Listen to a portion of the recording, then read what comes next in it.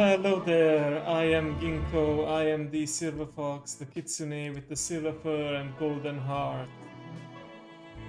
Apologies for the mishaps earlier today.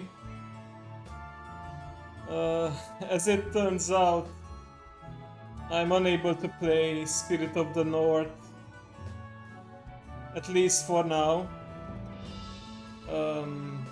Yesterday, as tired as I was after the World of Warcraft session, um, I mistakenly said that I would be playing Heroes of Might and Magic 3 today. I mixed up the days. I thought today was Friday, but it's not. But it turned out to be quite prophetic because, yeah, in lieu of Spirit of the North 2 not working for me, I decided to push Friday's game to today. Yeah, it was like a prediction of the future. Also, hello Mao, apologies. I should have greeted you earlier. But yeah, thing about this game is that it's a real retro, like it's 90s game only working because GOG is making it happen. But still, I'm unable to capture it properly. Like game capture, app capture doesn't work. I have to resort to screen capture, which is why you may have seen Discord pop up for a sec as I was clicking on stuff, and yeah. You may also notice that there are absolutely no options. Yeah, window capture doesn't work at all. So yeah, I had to get creative. And yeah, like I said, there's no options. I couldn't even adjust the volume. I had to like go to Windows and do that. So let me know if it's still too loud. I think it's fine right now, but yeah. Hopefully I will be able to play it properly. Audio balance is fine. Okay, good. Glad to hear that.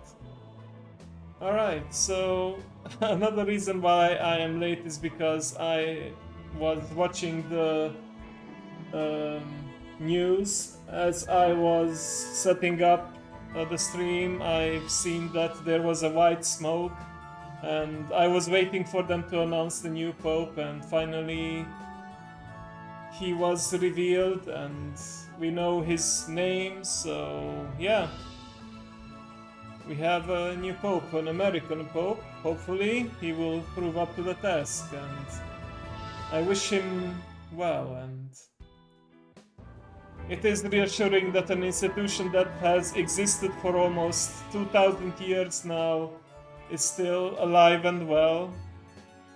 And yeah, that the Catholic Church still has an official leader. But enough about that. Time to play some games, shall we? So this is the version that you can get on Grand Old Games or GOG.com. I don't know all of the different methods you can obtain it. I mean, it's a rather old game. The original discs probably no longer work on modern computers, I would imagine. Like the original installation files and all of that. Steam does have an HD edition, but that only contains the original main game, which is Restoration of Erathia. Now, there were two expansions, the Armageddon's Blade and Shadow of Death. A sword, how appropriate for this setting. So this combines all three games into one, and if you go to the campaign, you can actually select any of the three main games, but you should know that Restoration of Erathia is the first one. I don't know why it's in this order here. Armageddon's Blade is the second, and Shadow of Death is the third. See, there's also some custom campaigns, so I think you can import. Pretty sure there's still a modding scene happening. So you can make your own games. Yeah, in fact, there is a campaign editor that always existed alongside these turn-based games.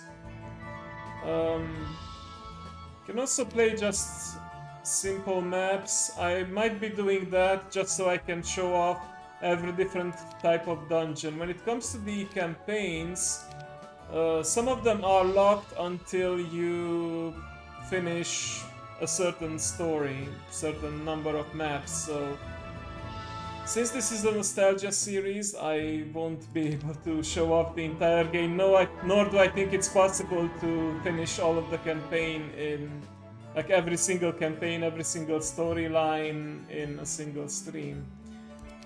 I was thinking about starting with the tutorial though, so those who are not familiar with these games can get a grasp of how it works.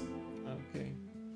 Welcome to Heroes of Might and Magic 3 tutorial. Whether you're new to Hero series or a seasoned veteran, you've come to the right place. Click the check button when you're ready to begin. If you have not done so already, you should print out the Heroes 3 tutorial document located in the folder where you installed Heroes of Might and Magic 3. You can view and print the document by selecting it from the Windows Start menu. Alright. So the base gameplay is that you have your hero or heroes alongside a number of units, and you go into towns, you go around the map, you collect treasures and resources and build up your town. And the music is simply heavenly, no pun intended. This is the town that has the angels, so it is very appropriate. But the tutorial doesn't really explain what you can do exactly, so let me get started here real quick. So once per day, when you go into your town, you can build an upgrade, provided that you have the resources. If it's in red, it means you don't meet the requirements yet, or you don't have the resources. And the idea is that you have your city halls. Geez, I haven't thought how to explain. It's kind of hard to explain it to newcomers, but I'll do my best. Each town has some unique buildings, and the most important ones are the creature dwellings, like those that generate troops for you. We already have the guardhouse built, and the archer's tower, and the barracks as well, it seems. Now the thing is, each building can also be upgraded to so that you can recruit the improved version of your troops. You also have a mage guild, which is where your heroes learn spells. Spells will be very important to manipulate the battle and turn the tide into your favor. Wherever you savvy. Yeah, I am aware that I set that up. I forgot that I didn't turn it off. So the plan was initially that I start the stream, and while I'm talking and watching the news until they announce the Pope, you just listen to the music, because I can't show the live stream of that. But yeah, things didn't exactly go as planned. Anyway, thanks for letting me know. Alright, you also have your buildings where you can recruit your actual heroes from. I believe that's already built. The so-called tavern. So there are basically three categories. Or three, maybe four categories. You have your so-called town halls, which is where you generate your gold from, and also unlocks all the different types of buildings. You have your fort, citadel, and castle, It improves your walls so that when your town is attacked, you have better defenses. You have your tavern from which you recruit your heroes. And then you also have your creature dwellings from where you recruit your troops. The one that's on the bottom right is always the one that has the most powerful of your troops, but is also the most expensive to make. And then each different type of city or town, I suppose you can call it, has different unique buildings. The shipyard here is a building that apparently can only be built if your town is actually near water. So this one is disabled because, yeah, town is not near water. But I think I can do a better job if I just show you how these things work. Okay, so this is the tavern from where you can recruit heroes. I think for the time being we are fine just with our starting hero, Lord Heart. He has like a circlet that looks like a little heart on the forehead. Very adorable. Okay, right. This is where we learn our spells. Typical fantasy D&D stuff.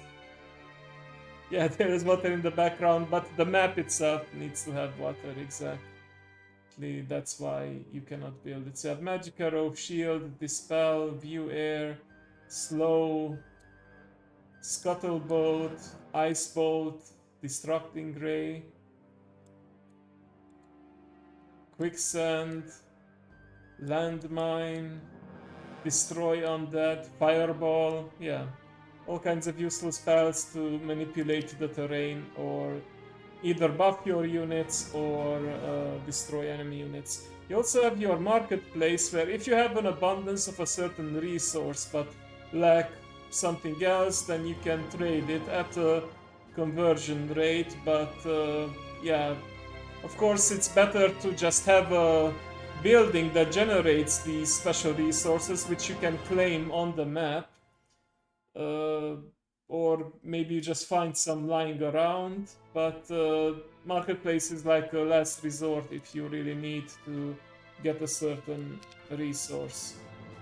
And here, like, you have all the different creature dwellings, and you can preview how the troops look like, how they move, how they attack, what it looks like when they get attacked.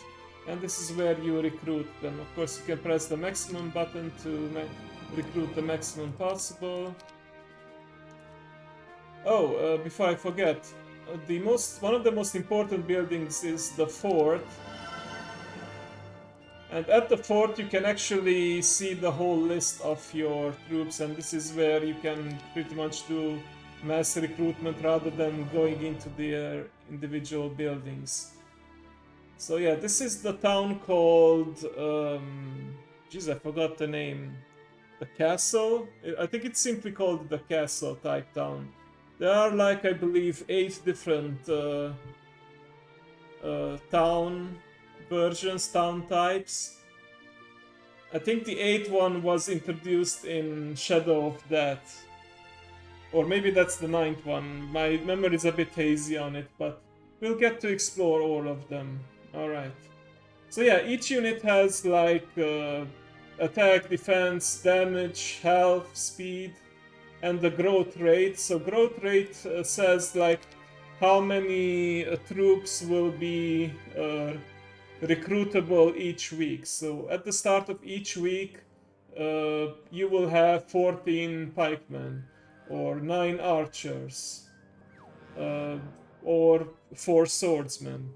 Of course, this only applies to creatures that you can currently recruit. So first you need to build their dwellings. Like for the griffins you need the griffin tower, for the monks you need the monastery, for the cavaliers you need the training grounds. And each of these buildings has its own requirements. The ultimate unit for this town is, of course, the angels. For them you need the Portal of Glory.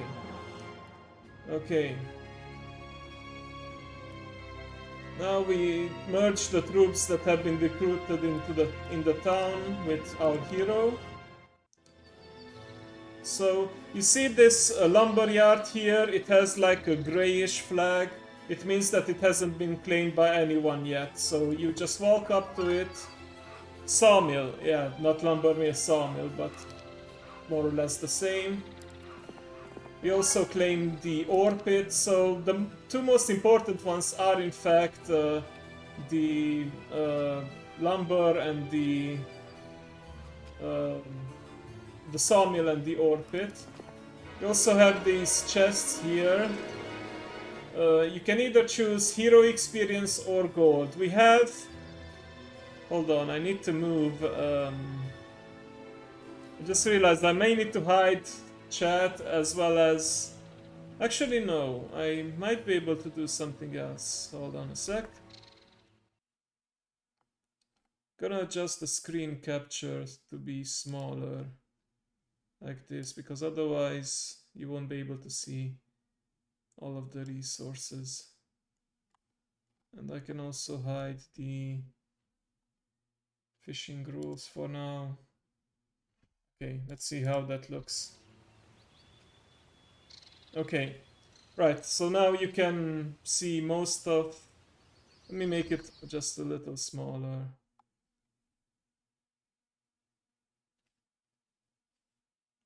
So that nothing gets in the way. I don't want to adjust the chat itself. I think this works out just fine.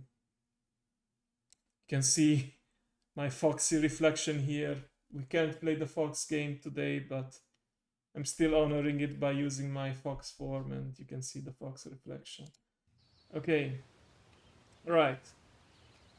So at the bottom you see your different resources, and we already have an abundance of gold, so I think I'd rather go with hero experience, because that means you can improve your skills and acquire new traits.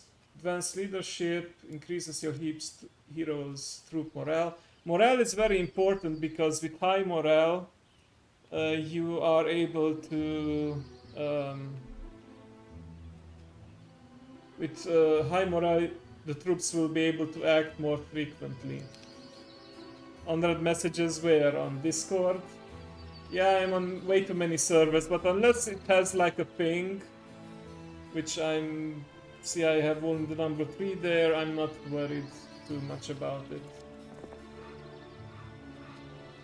Okay, I think if I try to go... Yeah, you can't really go up north, you can kind of see the minimap. But this is what they call, I believe, curse ground, and the movement is more limited on it. Now, Fountain of Youth allowing you to... Right, so you get some extra morale. Also, you see this little green bar here. It marks like how long you can go, like your movement speed left for the current round. So now we are on month 1, week 1, day 1. And if you are unable to build anything, so once you have built something in your town, and you can only build one thing per day per town. And once you run out of movement of your hero, you can just go to the next day. So we just hit our end turn, and now it's day 2. Okay. Approach the Griffin Tower, and this is where we can recruit the Griffins. Okay. Let's see what else is around here. By the looks of it.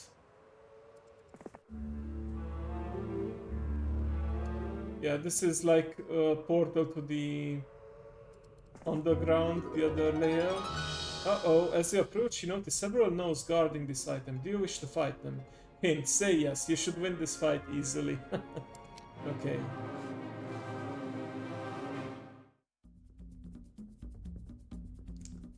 The music is so good of Heroes 3, I actually use it in D&D for battle music atmosphere.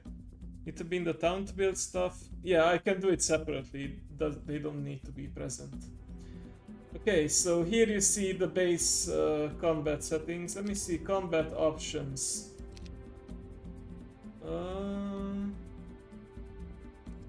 How about medium animation speed, and I'll turn on view hex grid. So the map is divided into a hex grid, and each creature can move a certain number of hexes each turn. Like the griffin has a speed of 6, that means I can move 6 hexes in any direction. Although the griffin being a big creature, they occupy 2 hexes at a time, so that's also something to keep in mind.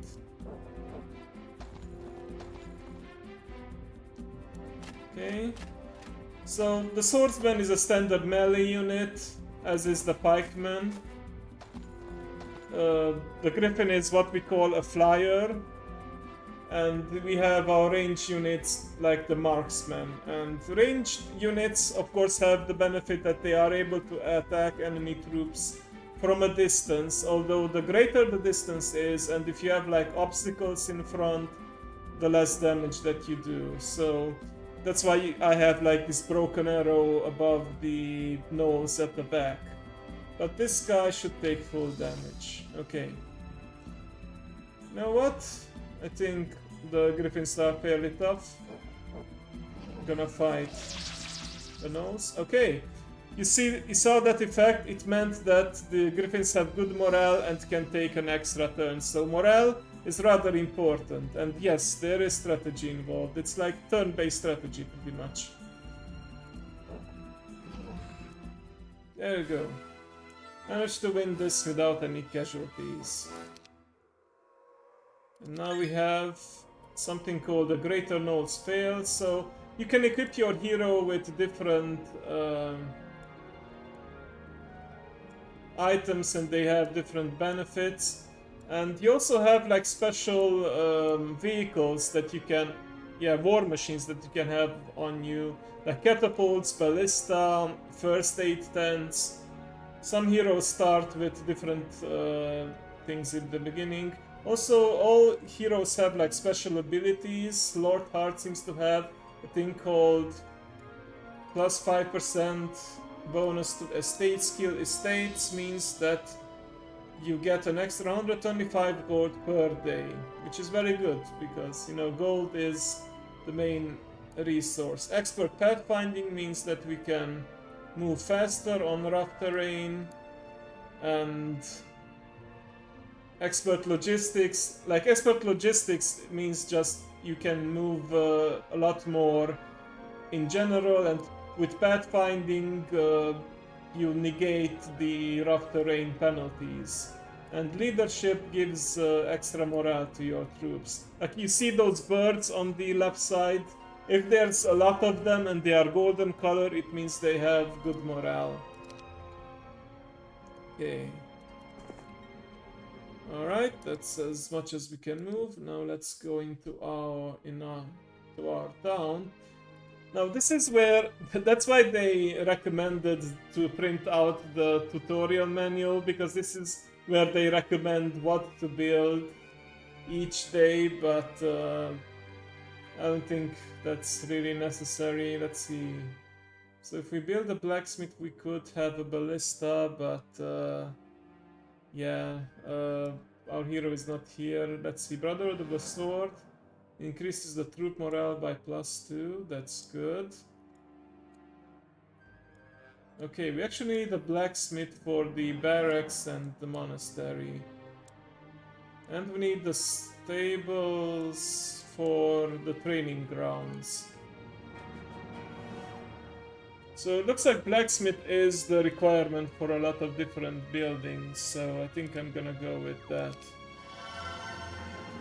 After all, even if I don't have a hero who can make use of it right now. Okay, let's end the turn. So now we got to an alchemist lab, which is where we get extra mercuries. So we get 1 mercury per day. Yeah, basically this shows you all the different mines that you can have, like the Crystal Cavern, Alchemist Lab. Crystal Cavern obviously will give you the crystals. Then we have the sulfur dune, which will provide dune every day. And this one right here, the gem pond, gives you 1 gem per day. Alright. That's as far as I could go here. Let's see.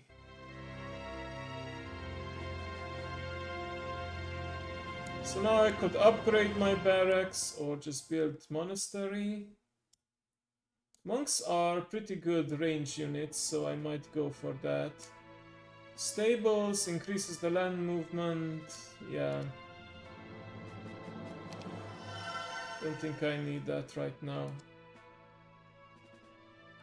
So yeah, when you build a dwelling for a creature, you can recruit, like, you can immediately recruit up to their growth number. And by the time I get back with my hero, the number of troops has increased anyway, so I will be able to recruit even more. Let me see, what was this button again? Sleep, wake, hero. Oh. Surface, underworld view. Right, we have the surface and the underworld. This is the spell book in case there's anything that... Oh, so that this reveals like the different things on the map. Interesting. What does this do? I think this is the surrender button, so I don't want to press it. Oh, here animation speed for heroes, enemy speed, map scroll speed. Oh, this is where you can adjust the video quality, so there are some game options actually, but only once you actually start the game. So yeah, this is also where you can adjust the volumes. Okay. Yeah, there are some after all. Okay, let's see. So yeah, at this point we can already build a building for angels, but it's quite expensive, so it's not recommended to have it right away. Maybe I'll build the city hall so that, like, it's an investment, but the better version you have of your main building, the more gold you get each day, so it's worth it. Although for the capital, it seems like we need the castle version, and first we need to go to the citadel too. Alright.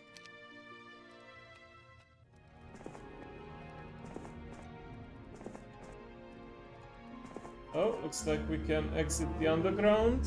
Let's see what's over here.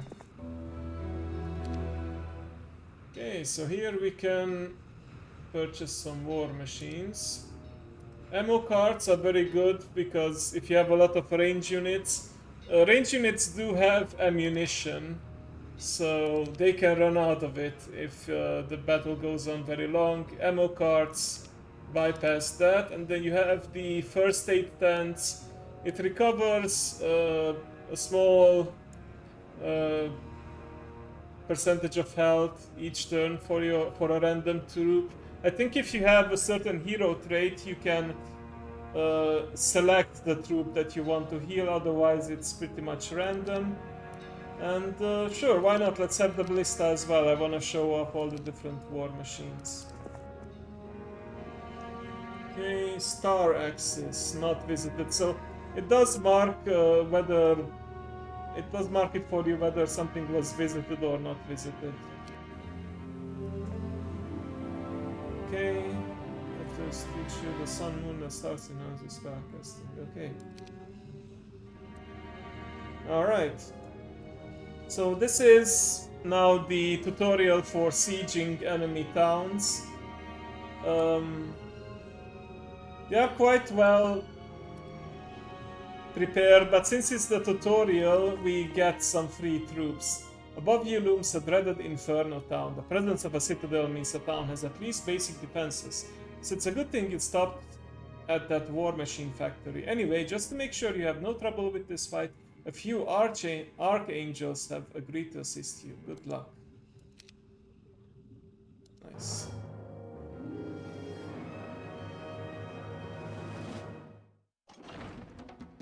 So this is what a siege looks like. Your ballista will... Well, not the ballista, the... Wait, is this... No, the catapult will occasionally fire at the wall, and hopefully it will destroy a portion of the wall so that your troops can move through it.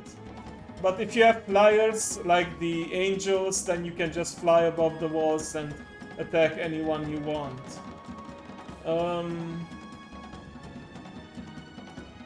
It's tempting when you have like a very fast unit like the Archangel to just fly straight into the fray, but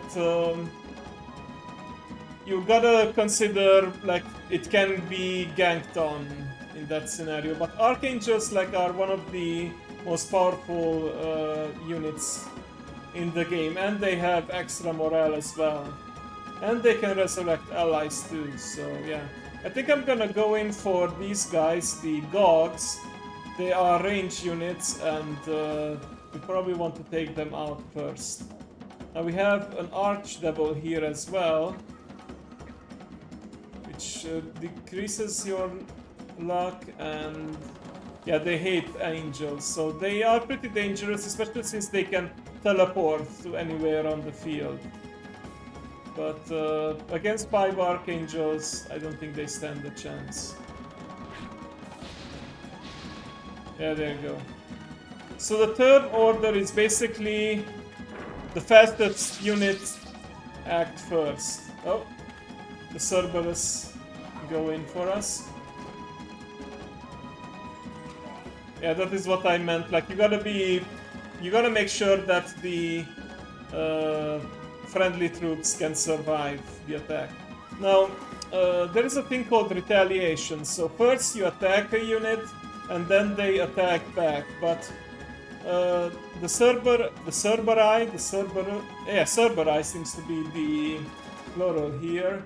Have a special ability where the enemies cannot retaliate. That's why my Griffins couldn't fight back.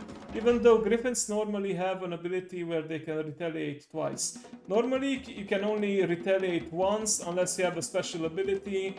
Griffins can retaliate twice. Arch-Griffins have unlimited retaliations. And you saw with the Angel, like the demons attacked the Angel, fought back, but went...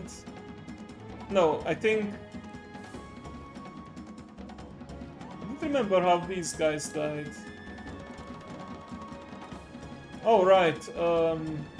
Yeah, so the Archivals attacked first, but they also have the no retaliation ability, so the Angels couldn't retaliate. And then the demons attacked. That time the Angels could retaliate, and they killed the demons in the retaliation. Okay. Time to damage them a bit. The Cerberi are actually quite dangerous, so I think I'm gonna lead my troops away from them and probably send in the Angels, because they are probably my best chance. However, I can shoot them safely from a distance. Now, if you are shooting, yeah, retaliation is pretty important. Like sometimes you want to maybe send in a weaker troop just so the enemy troop uses up their retaliation so that they can't fight back. It's kind of like opportunity attacks and reactions in Dungeons and Dragons. Now, one thing to keep in mind is that if you have a ranged troop and you're shooting another ranged troop, they can retaliate by shooting back. But if it's a melee troop, you can just damage them. Okay, so I need the Angels to come in, and yep, they dealt with the Archangels. Here we have the Pit Fiends. Okay, they are like the second strongest, I think, after Devils, so...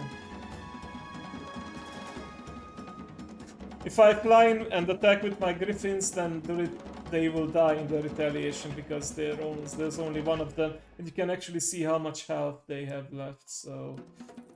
think I'll just fly away for now. Also, you can just press wait, and that means that they skip their turn, and you can just go with the next troop after that. You can also defend, which gets you like +2 defense. Okay, yeah, I'm not gonna attack the devil either. I'm just gonna shoot them. And we'll let the 3 archangels do most of the work here. There we go. Okay, 1 archangel actually died, but we made it. Okay, how about basic archery? Increases damage done by ranged attacking creatures by 10%. Sure, I'll take advanced states this time. So here we have the Inferno town. The base concepts are the same. You have your city hall, you have your fort, you have your tavern from where you can recruit heroes. You have your different dwellings. I believe Inferno was considered like competitively the weakest town. And looks like I was mistaken. The second strongest unit is actually not the Pit Fiend but the Ifrit. So yeah, you have the familiars, or if you upgrade them, you have the... Oh, you start with imps and then the upgraded version is familiars. You have the Gogs and the upgraded version Magog, Hellhounds and Cerberus, Demons and I think Horde Demons or something like that. Pit Fiends and Pit Lords, Ifrit and Ifriti Sultans. And then you have Devils and Archdevils. So yeah. I think I should actually recruit... Okay, I will first build a tavern and recruit a hero from this town. The thing is, it's a bad idea to mix troops from different town types because you have like penalties, especially like as you can imagine, the town that has angels is the polar opposite of the Inferno town, so yeah, you have like morale penalty if you mix troops too much. But speaking of this town, let's see. What can we build? I'll just build the stables for now. And let's see.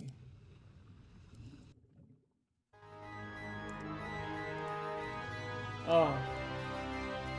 Okay. Why can I not recruit them? Oh! I think I cannot recruit them because I don't have a free slot here.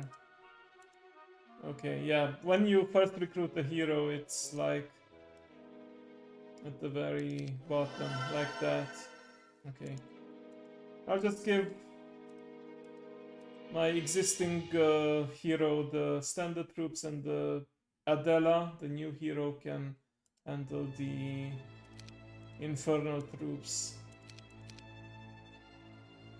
From which I only have the familiars right now, but having multiple heroes means you have more chances to explore the map and flag different buildings and such. Oh, hello! Hello, Mother Crow. Welcome, welcome.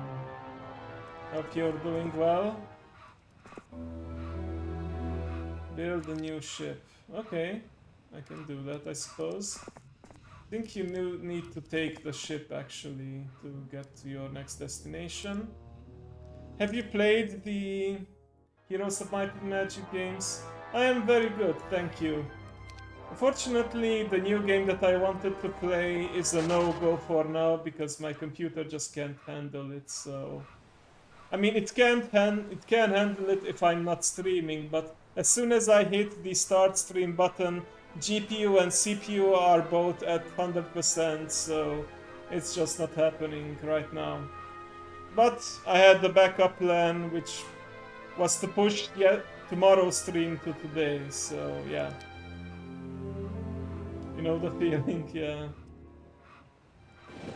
Sadly, it can happen. Okay.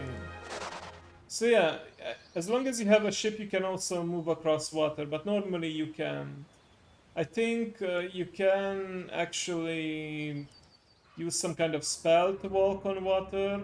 At least it was a possibility in some of the other games, but not this one. I think I'm just gonna go back with my hero. Back to the surface.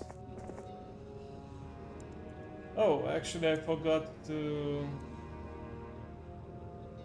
+1 spell power once per hero, so each hero can gain the benefits.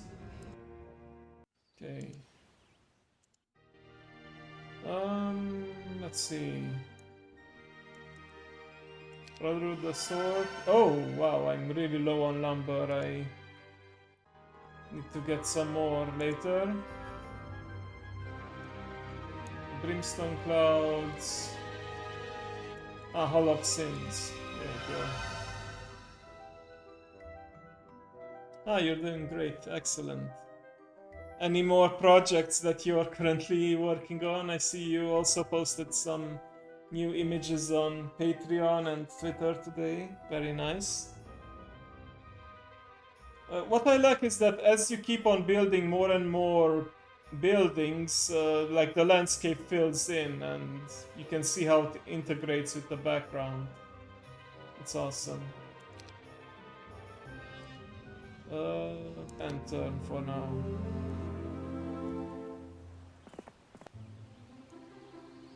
Oh, okay. So we have an enemy hero here.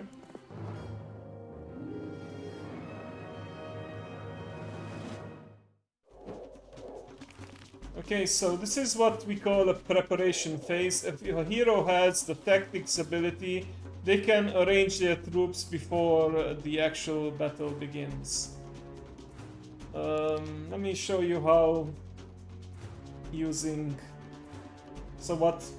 a spell looks like.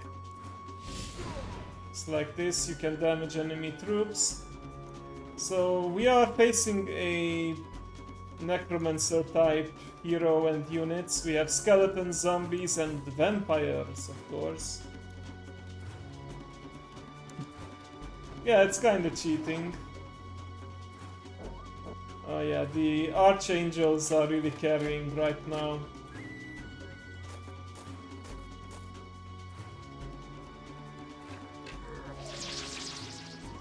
Yeah, extra morale is great. Oh, skeletons are smart, they're not gonna mess with the angels, the zombies not so much. Okay, Ballista does some extra damage, and archangels are here to save the day, so yeah. The enemy hero, when all the troops are exhausted, then the enemy hero, they say they flee and can be recruited later, but they're pretty much out of the game at that point. But they can technically... No, they are out. Like, if they lose, they are out, but they can flee and be recruited later at the tavern again. Exploit leadership, sure, why not? Okay. You come upon an obelisk made from a type of stone you have never seen. Staring at it, its smooth surface changes to an inscription. The inscription is a piece of a lost ancient map. Quickly you copy down the piece and the inscription vanishes as abruptly as it appeared. Okay, so sometimes you have these alternate win conditions. The main win condition is, of course, to capture all enemy towns and eliminate all enemy heroes, but sometimes it's to find like a certain treasure or defeat a certain enemy. And here we have like a map for a special treasure indeed. Okay. Now we can use our second hero actually to go look for it. So the map showed this spot right between the two tree stumps. How positively obvious, but what I can do rather than wait until my heroes make it back there is just to recruit a new hero from the tavern, which I don't remember which one the tavern is in this town. Oh, it's this one. Okay. All right. Ryan. And I believe you go over here to this spot.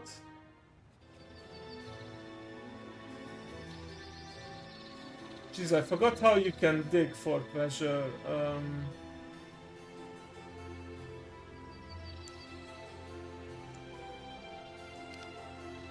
Oh, quest log is empty.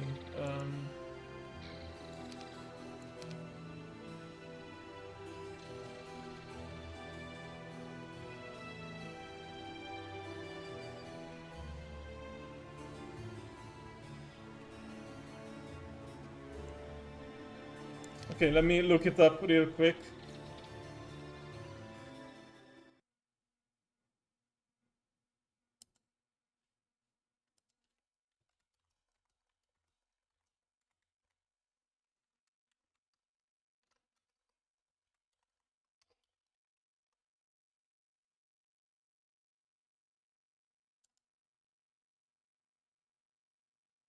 Okay, apparently there is a hotkey for it, D.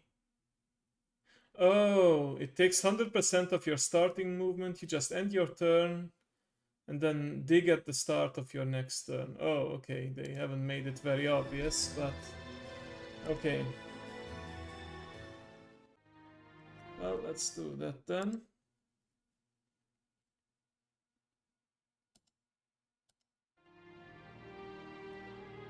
So yeah, keep in mind, ideally you want to build something new each day, because you have like a one building per day limit and you don't want to fall behind. But you want to be smart about which buildings you build and in what order.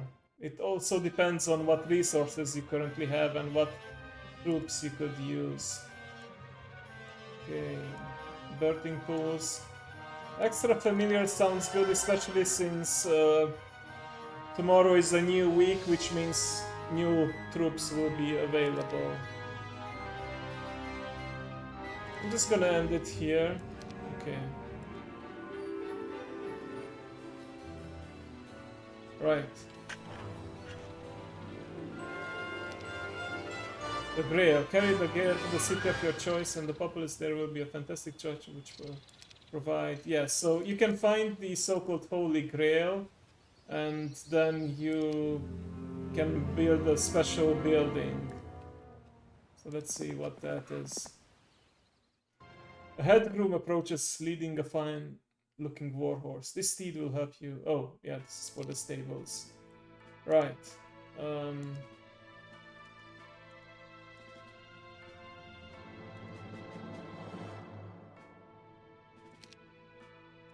How do I use the Grail now?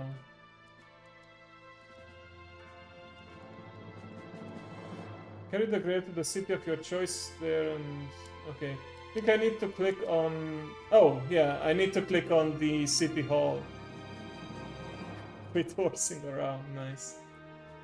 Okay, do you wish this to be the permanent home of the Grail? Yes, so once you hit yes, the Grail will be used up, and you have like a special building. Congratulations, you have constructed a permanent home for the Grail, and you can claim victory. So yeah. Old 90s animations. Look pretty good though for the time. Oh, thank you for the follow, Mori Lily. Welcome. So yeah, this was pretty much the tutorial. Oh, yeah, there's a scoring system. I don't really care about that. Exit. Okay. Well, let's try a little bit of each different campaign, and then I will do probably some single scenarios just to show off some of the different town types. So might as well start with the restoration of Erathia. So this is the castle town. We have seen this already. Dungeons and Devils. This is about, I believe, the Inferno town. We have seen the Inferno towns before. Erathian history has never recorded fall of Stedwick to our enemies. Today we start a glorious game. Today forever change the fact. No longer will we allow Erathia to hamper our religious and economic ways of life. We have the element of surprise. We will have victory as well. So we must defeat the Gold Dragon Queen. I believe I played this back in the day once. Spoils of war. In the times of Sark, your mercenary ways will earn you great rewards. With Erathia collapsing under the weight of the Nyon onslaught in the east, the opportunity for some land grabbing has presented itself in the west. Erathia's lands are ours for the taking. Poor Erathia. Okay. So, to win you must flag all mines. Your heroes will be limited to 12th level in this scenario, but your 8 strongest heroes will be available to you in the final scenario of this campaign. Easy difficulty, yeah, because these are the first campaigns that are available. Okay. I don't know what any of these heroes do, so I might just start with a random hero. As you foresaw, my lord, King Griffinheart's death brings many opportunities for your mercenary skills. A messenger from Titalia on behalf of King Tralosk has contacted us. 20 years ago, following numerous border skirmishes along the western shore of Erathia, Titalia signed an agreement to cease hostilities. King Griffinheart is dead. Their agreement has died with him. Aggressive tactics have never been part of Titalia's military character.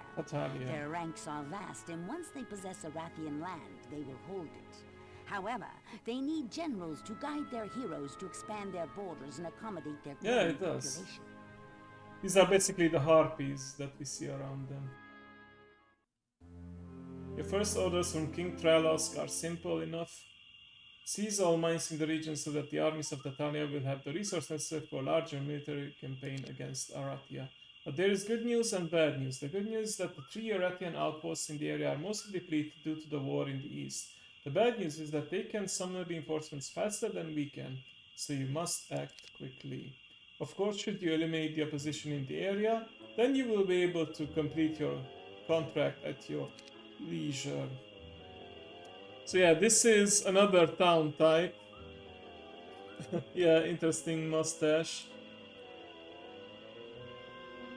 Beastmaster, specialty ballista, which means attack and defense for each level attained after the force. Okay, basic armorer, reduces all damage of the hero's troops by 4. So this is the town type called the Fortress, and I believe this was one of my favorites, if not the favorite. So here we have Gnolls, the standard hyena people, the lizard men, the archers of this town group type, the serpent flies and dragonflies, basilisks, gorgons, wyverns, and of course we have the hydras as well. I just love the vibes of this as well. It kind of looks like meth. Never noticed it, but now that you mention it, yeah. Okay, the Basilisk and Gorgons are pretty good because Basilisk can turn enemies to stone and Gorgons can just immediately kill enemies, and Wyverns are good because they can fly. And Hydras have like multi-attack, like if there are adjacent troops next to your main target, they attack them as well. So it's pretty good. And of course, bask in the music. Alright. So we actually start with 2 fortresses, which is good. We have a good head start. Let's see, what can I build? Okay. I might need to start with a town hall so that I make more gold each day, but a lizard then sounds pretty good too, because I desperately need some ranged troops in my army right now, so gonna go with that, and tomorrow I will build more structures that help with the economy. Could also recruit some additional heroes. I think I'll do that in near the second town. Because in this area I can just use this hero to scout and flag everything. Now in this town I see I already have the lizard den, so... Oh, I could already build the wyvern nest, but... Yeah, it's the second strongest unit, but since you don't have a lot of them initially, it's not that great. Okay, captain's quarters, no production. I think here I will actually start with the town hall. Then I go to a tavern to recruit a hero. Let's go with a druid because we already have a beastmaster. Oh, the druids are for the... Yeah, they are actually for the different town types, so that's why we have elves and centaurs and dwarves. I will show off, that's probably the second favorite town type, the ramparts, but you know what? I'll take what I can get so far. Elves are very good ranged units. Okay. So let's see, decisions. So here we have a watchtower. We can like expand the map. Okay. Yeah, I think I'll just keep on going west. Claim the sawmill, as well as some free wood. Lots of no's. I think I can take them. Oh, swayed by our diplomatic tongue and make sure... Yeah, so sometimes this can happen that... and there are skills that can improve this. Sometimes it can happen that they will either flee because they see you are too strong, and sometimes they will offer to join your cause. Sometimes for free, sometimes for gold. I think rather than risk my units, I'll just pay the 2,000 and recruit them. And there's some gold here and gems on the ground as well, so that makes up for the cost. Okay, campfire. I believe this gives random resources. Windmill. Each week you get like a random resource from this. The learning stones are very important because they give you like additional experience. Okay, looks like we've done all we can today. Should I recruit a third hero? You know what, let's do it. I don't know if there's any limits on how many heroes I can recruit. Okay, Wisdom. Let's go with Wisdom. Ah, specialty lizardman, basic archery. Okay, makes sense. Sometimes it's good to like split your troops so that you get more turns, because yeah, I could just have one full troop of 18 lizardmen, but if I split them in two, then it means that I act more often, even though the attacks will be weaker. But yeah, I wanted to recruit this hero just so I can... Oh! A small group of notes appears from down the road. As they walk up to you in a non-threatening manner, the leader gives you the official note reading. These troops are for the greater glory of Tatalia. Use them as you please. Signed, King Trelask. I thank you, King Trelask. Okay. Started gathering some resources. Mercenary camp, okay. Believe this enhances your hero in a way. Yeah, 3 troops, exactly. Sometimes, especially in campaigns, you have these different events as you cross different areas. This is what they call a garrison. So we need to attack this to be able to pass through. Okay. Let's end for now. Start exploring. Then we'll see. Basic resistance or advanced armor, sure. Okay. Yeah, like I said, sometimes for a desire for greater wish to join you, these guys don't ask for any gold, they just join me. Okay, great. 1000 experience. I believe 1000 is enough to get from level 1 to level 2. Basic color, teach each other. Okay.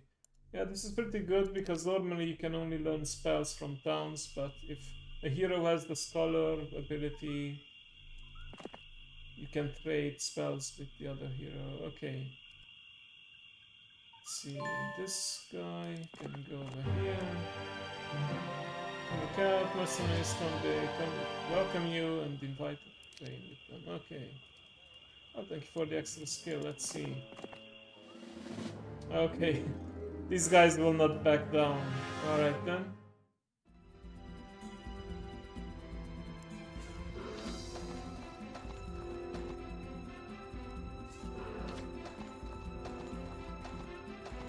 Yeah, it's good to have ranged troops so they start chipping away at the enemy's health as they approach. Okay. We won this one.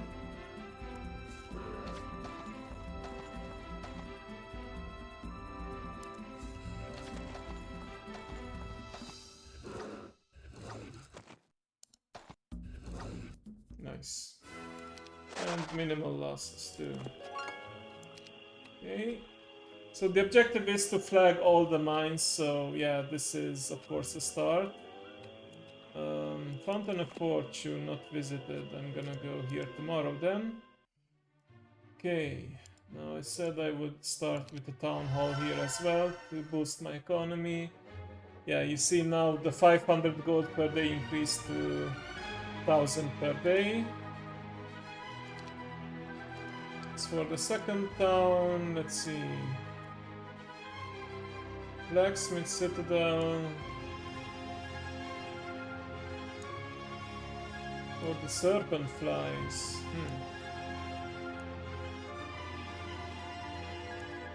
Age of Warlords. You know what? Let's do this. When we return with our hero, we can learn some spells. Okay, so for mine claimed. Okay, what's this? Stables. Okay, I believe if you visit this, you get some extra movement speed. Alright, we'll see what we have with these nodes. Oh, we need... Yeah, you want to visit the so-called Keymaster stands because there will be areas that are blocked off and you need to visit the Keymasters before you can pass them. In this case, when you get to a red gate, you will be able to pass if you have spoken with the red Keymaster. Okay, let's see where this goes. See some troops over here. Fountain of Fortune, extra luck. Luck means you deal more damage in battle, basically. Ooh, lots of Blizzard Warriors. This could be dangerous because these guys are ranged, but I have some ranged troops myself, so I think it will work out, hopefully.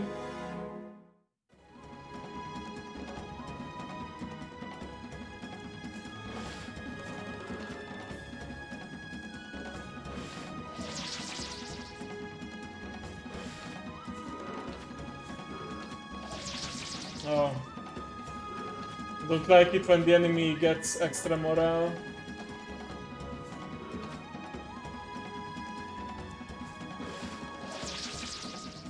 But when it happens to me, of course, it's better. I may have overestimated my chances here. By the time the gnolls come in and make any difference, I'm afraid they will be dead. Well, let's see. Yep, okay.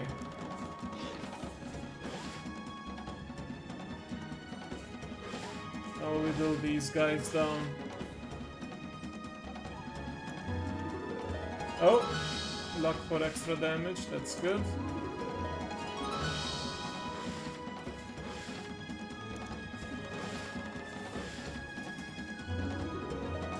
Nice.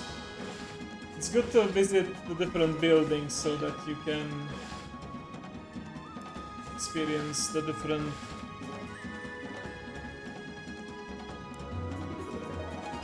like you get bonus effects that will help you in combat. Okay. Pretty sure I can still win this. I have the numbers plus the extra luck. Just gonna take a while. Oh, come on.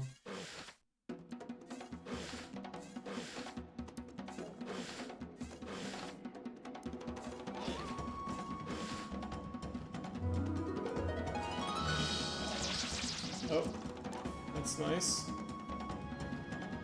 Oh, I actually ran out of...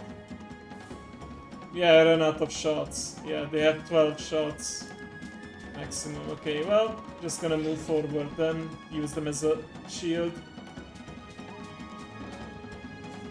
Wait, do these guys run out of ammo?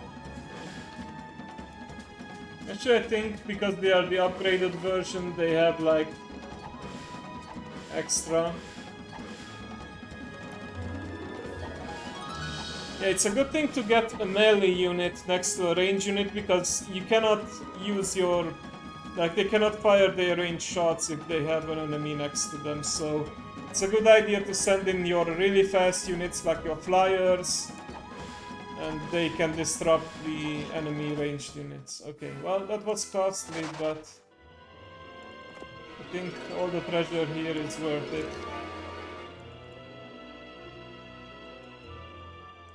Okay, now what do I build? Gonna build the Serpent Fly Hive, why not? Okay, what else is here? Citadel.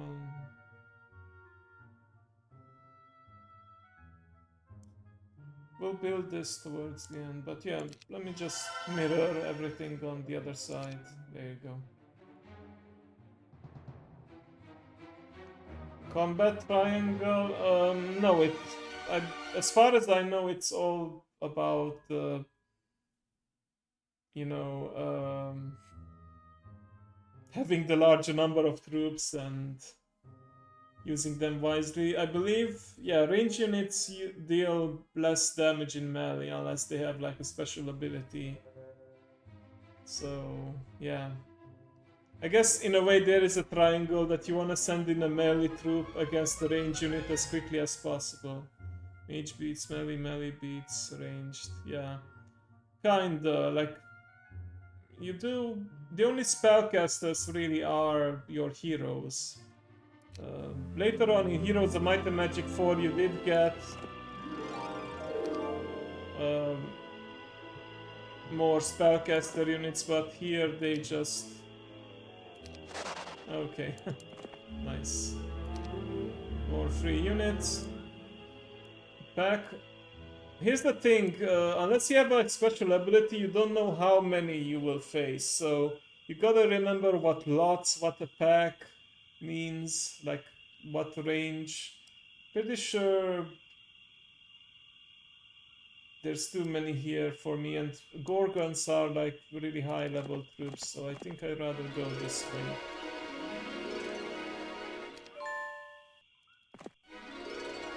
Okay, I'll take the experience in this case. Like if it's below 1000 experience, I don't bother with it, I'll just take the resources. Okay.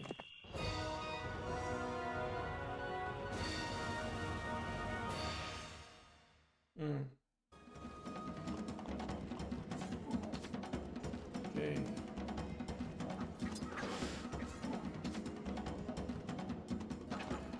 Going to send in the troops.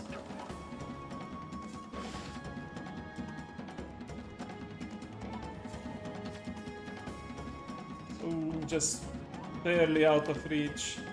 Oh, I could use Magic Arrow to weaken the enemy troops, like that. And seems I was wrong, like, I think it was only as of Heroes of Might and Magic 4 that ranged troops could retaliate. So yeah, they cannot actually retaliate if you don't have them. And yeah, the Lizard Warriors, the upgraded Lizardmen, have 24 shots instead of 12. So yeah, that's why they still had ammo while I ran out last time. Okay, doors are pretty slow, so I remember the manual actually said like they are best used to defend ranged units. Okay. So I pretty much have disabled the Lizard Warriors. Oh, they had enough power to kill Centaur. Okay. Right, let's get in melee with these guys so that they cannot shoot.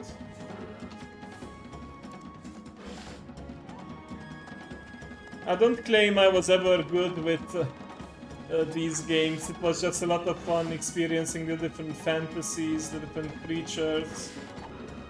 The story was pretty good, and of course the music. The graphics were also astonishing for the time. And I think even today they hold up.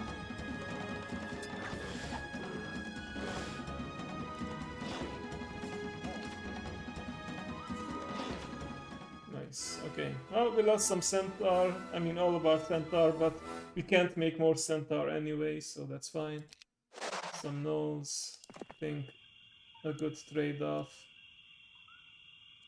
But yeah, the Gorgons will have to wait. They are way too strong for now. I'll just go with the gold here. I need as many as possible. Quiet Eye of the Dragon. What does this do again?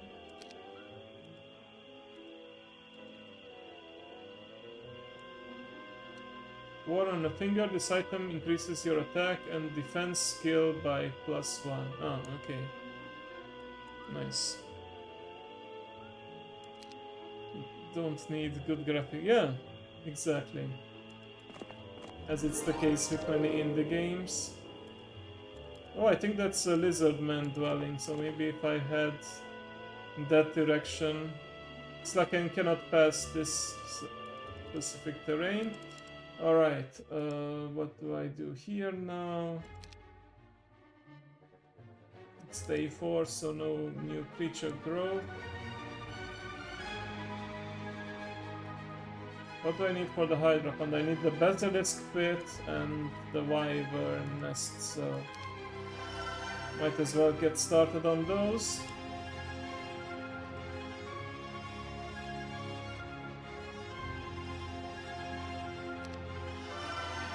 Wanna try out the stronger units. Oh, the enemy heroes were moving against us.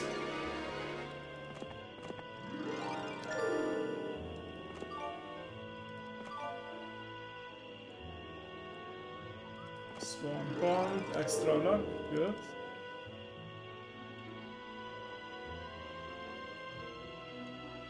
Okay, I'm just gonna go to the Fountain of Youth. I won't mess with the Gorgons. Oh, the Red Border Guard, right. We do need to go this way. And I believe I saw a blue tent somewhere on this side. Because as you can see over here, there is a blue tower as well. Yeah, Eye of the Magi, but I think this is actually helpful because it allows you to scout the map. But we'll see. Lots of Lizardmen. Sign. What does the sign say? Saurian Village.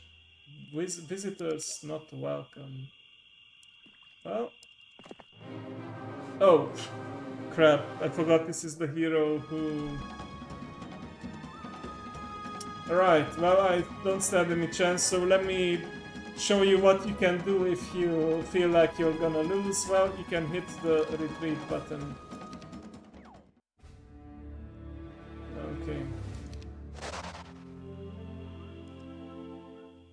I forgot that that can happen. Haven't explored much of this side yet, so I think I ought to do it. Let me see. I believe I can recruit the hero again. Yeah, Wisdom is right here. With the one remaining troop. Okay, let's give them some reinforcements.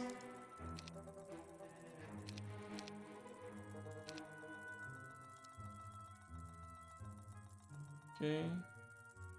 I think it's 100% guaranteed. There is an item that can prevent escaping. I think it's called the Shackles of War or something like that. So, yeah, if the enemy hero has that, then you're out of luck. Excuse me. Okay. What? Let's go with the Wyvern Nest. I have plenty of gold and lumber as well. And frankly, I could use the new troops, and it's gonna be a new week soon, so I wanna make sure I have as many creature dwellings by then as possible. Of course, now I don't have enough for this Wyvern lair, but it's fine. I'll just build the captain's quarters and call it a day. Is the game if you lose any hero? No, it's not game over. It's game over if you lose all your heroes and all your towns.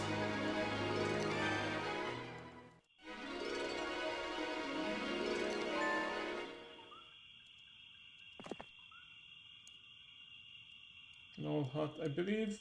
Yeah, there are sometimes these external dwellings that pretty much just add to your town's creature production. Okay, I think that's all I can do today. Let's see, Mustache Guy, Gerwolf, I believe he has a decent troop count right now, so let's see. You know what, we'll send him instead, because I have a better chance against the Lizard Pope.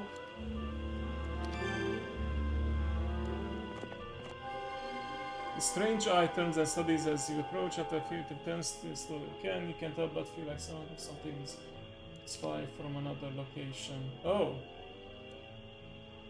Oh, so this is not the thing that helps you spy. It's actually the thing that reveals the location. You need another building that reveals the locations behind it. But yeah, let me see. Where is the blue tent? Oh, it's over here. But first I must pass the garrison. Okay. Got it.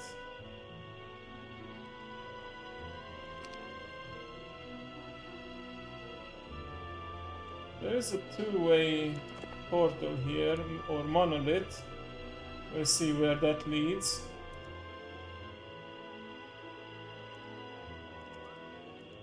Can I recruit more nodes now?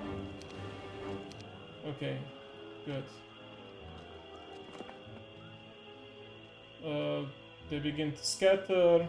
Like, you can hit yes if you want to absolutely fight them and gain some more experience, but I'd rather save my troops, so I'll just hit no and yeah.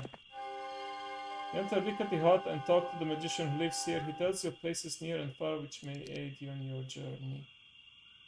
Oh, okay, so this is the building that makes use of these creepy eyes. Okay, yeah, there are several enemy towns here.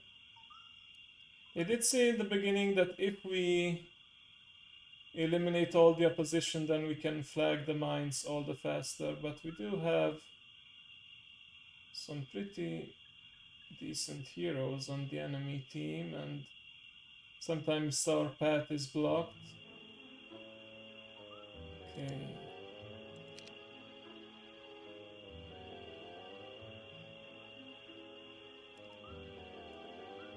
Wait, how do I zoom in on the hero that I'm currently on? Oh, over here, okay.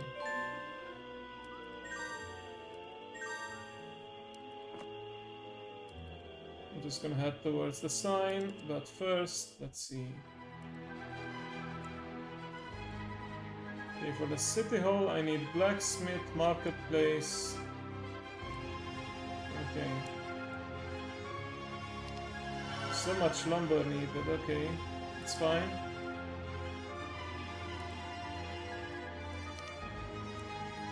I think I can afford the citadel. Citadels improve the creature growth, so it's good to have. And it will give you better walls too. Okay. Right. Oh, they all merge into one troop now, I see.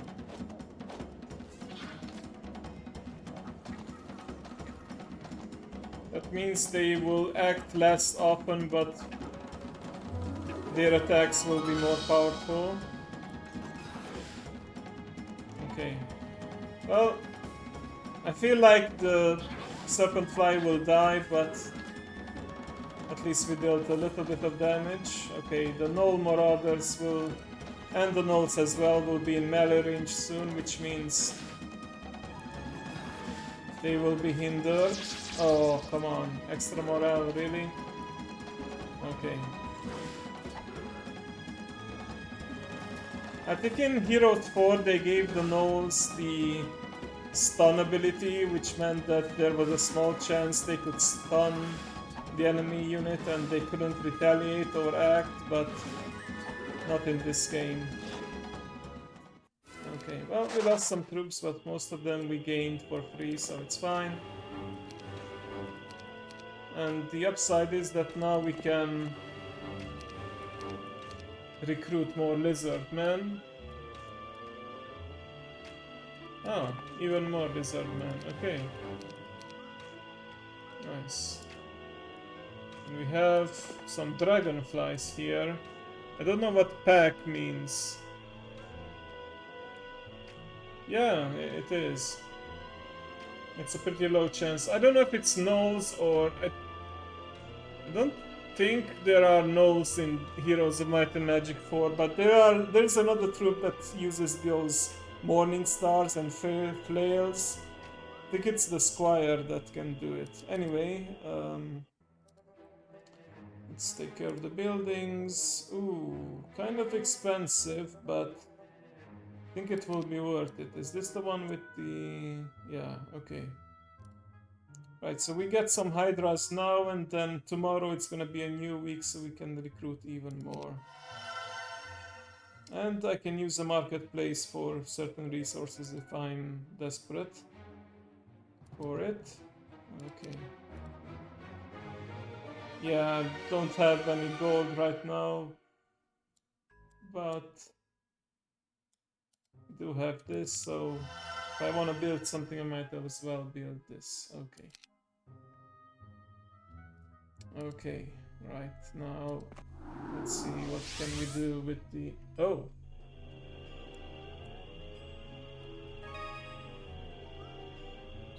It's very good to have all this gold, but let me see.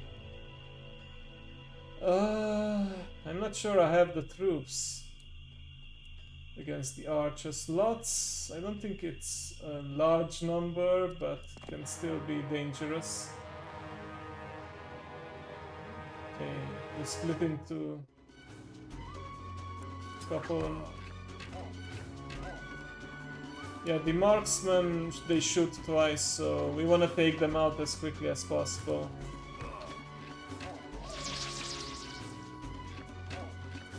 Of course, that also means they can run out of ammo faster too. Okay, the gnolls are pretty much no goners at this point. Let me see. Okay, magic arrow was enough to take those guys out.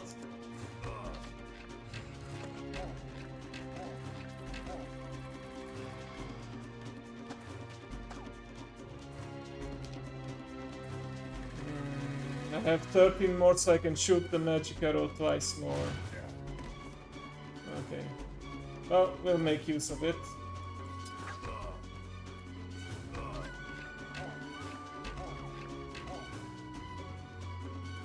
Yeah, not ideal, but I was a bit ballsy when I decided to fight them. That's for sure.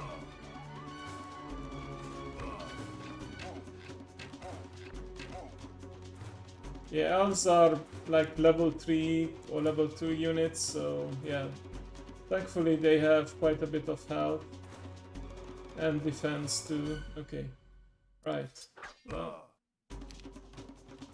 Okay, I ran out of mana for more magic, but yeah.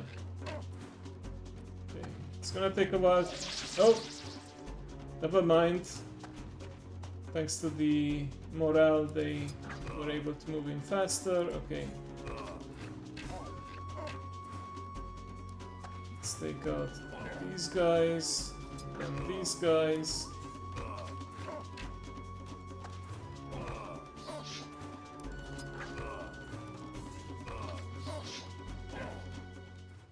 Okay. Lots of casualties, but I would say it's necessary because now we have a additional gold mine. And some extra gold too, and yeah. Doesn't look like you can actually move outside this place, so I think once I pick up the gold I can go back to the portal. Okay. Let's see. Let me pick up this gold and... Welcome to Tatalia. Okay. Pack. Let's see how strong that pack is. I feel confident because I have some basilisk and wyverns and dragonflies. Ooh, okay. They have marksman. Oh, and I don't have a spell book. Okay. Well, in that case, I will send in my flyers slowly but surely to deal with the range units.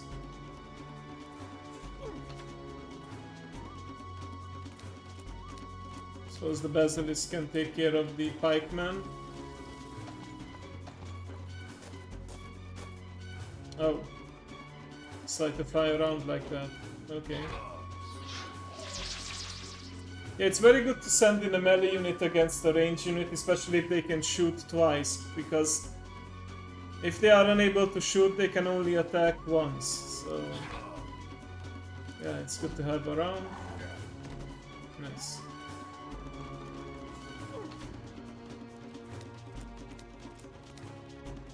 Here we go.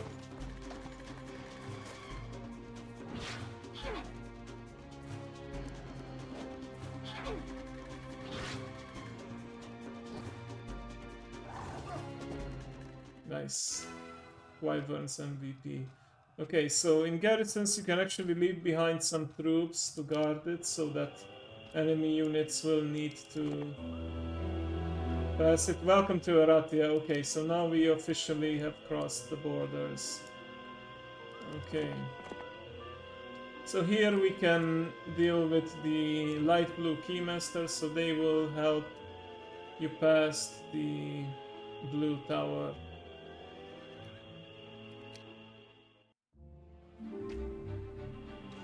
Okay, populations increased. Let's start over here.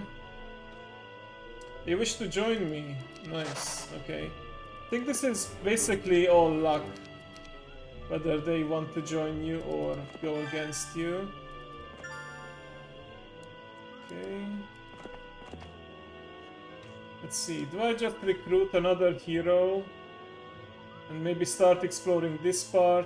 I think I will, because this is the town that has hydras. So let's do that. Although that would mean I don't have a lot of gold. So first let's see if I can grab some more gold and then we'll try again. Okay. Yeah, light blue border guard. I need the light blue tent. I think my other hero is actually right next to the light blue tent. Okay, good. Alright, So yeah, the other hero actually retreated to the town. So I would have to siege it.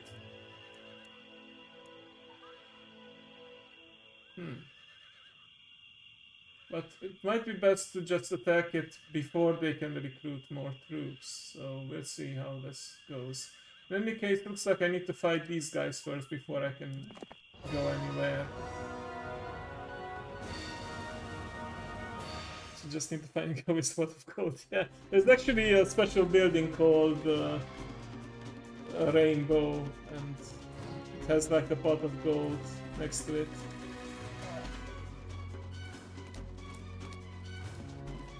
Okay, I didn't think... Yeah, they do have the petrifying attack. Good. Okay, I thought it was only the upgraded basilisks.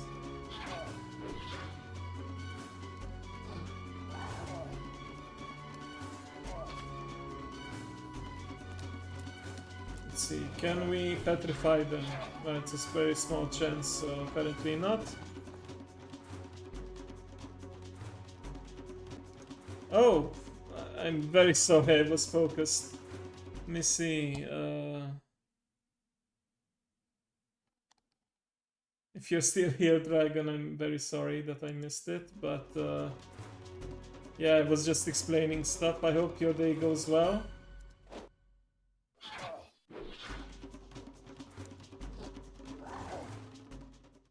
Okay, just lost some dragonflies, nothing too severe.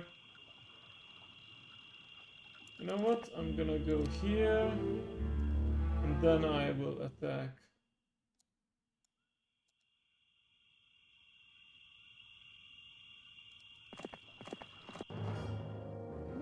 Oh, they don't have a fort. That's good, because it means that, yeah, they don't have fortifications. It's just like fighting them in the open field.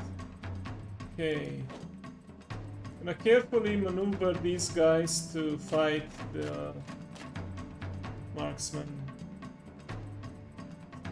Thank you for understanding. Oh crap.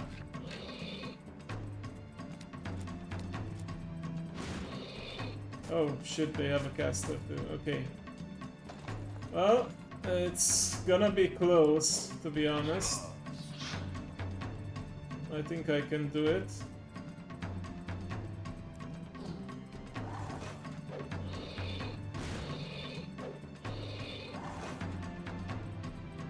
Actually, I don't think I can do it. Unless I get really lucky with the Basilisk and their petrifying attacks.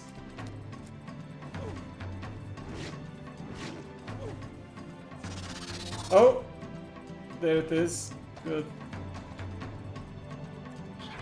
Okay, keep these guys busy so they can't shoot, and... You know what? I'll move the Wyvern away a bit. Okay, they decide to attack the Dragonfly. Good. Swordsman will be a problem too, but yeah. Okay. Oh, okay, so when they are petrified, they cannot act, but as soon as you attack them, they de-petrify. So it's a trade-off. Yeah, I don't think I have the numbers for this. I overestimated my chances because, you know, I thought I had the Wyverns, so... Yeah, I think I will have to retreat, but first I will make sure they lose as many troops as possible. Let's see, 3 health left, so I can at least kill one of them. Okay. Right, 34 health, yeah, this is as...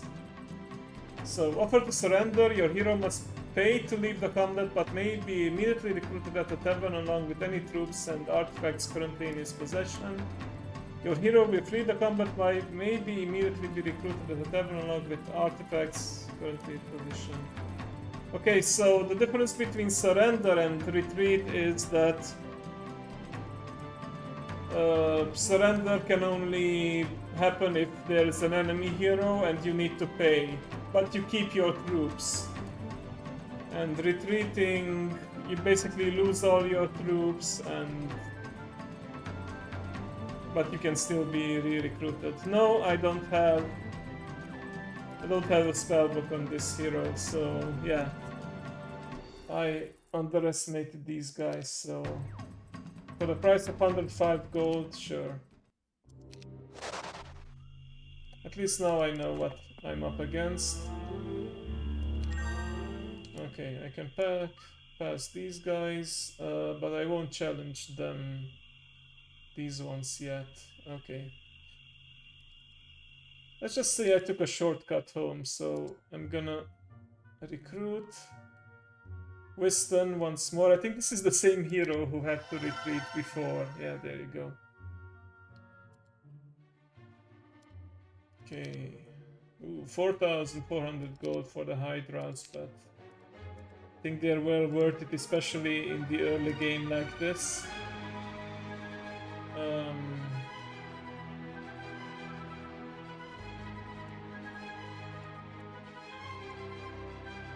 Should I go with the... Could use more Lizardmen, to be honest. Or just keep it simple. Yeah, I don't have the money for any of these guys, so I'm just gonna go this way, obtain some more gold, and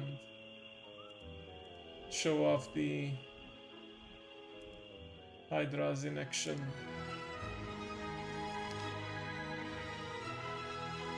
Yep, nothing I can build right now.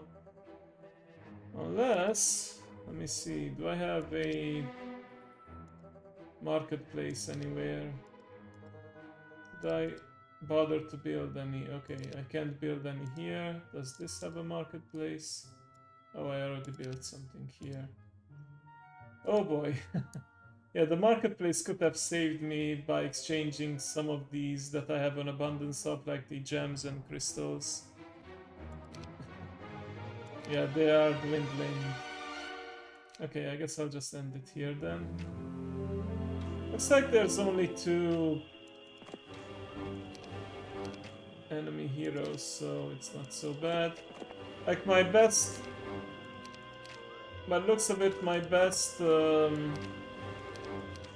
hero is this guy up here, the mustache guy. But he's a bit far away from the action, so yeah. Gotta move in.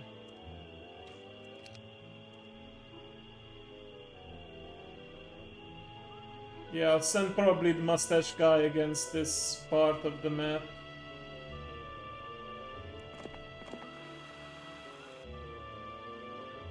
Okay, let's see what's here at the campfire. Okay, good. Will these guys join me? They begin to scatter. Okay, good. They wish to join me. Good. I imagine the Hydras do intimidate the enemies quite a bit. I did not play any Stronghold games. I assume that's where the quote is from, like the supplies are dwindling. Okay. What can I afford to build? Let's build the marketplace here. And on the other town... I can't afford anything, yeah. This is why it's not good to rush to the ultimate unit. Unless you really have a lot of resources, but it's fine.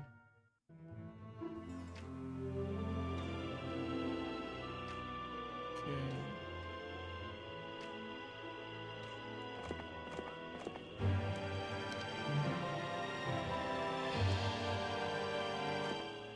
Yeah, we'll make him go over here. Oh! So they may try to approach this part then. I see. Nice, extra morale is always good. Oh, yeah, more lizard warriors. I don't like that. I'll just take my chances with the gnolls instead. Yeah, this is not the hero. Which hero had... Oh yeah, the druid. You had the spell book. But yeah, you had... Oh, they don't call it mana, they call it spell points here. I only have 6, so that's 1 magic arrow and that's it.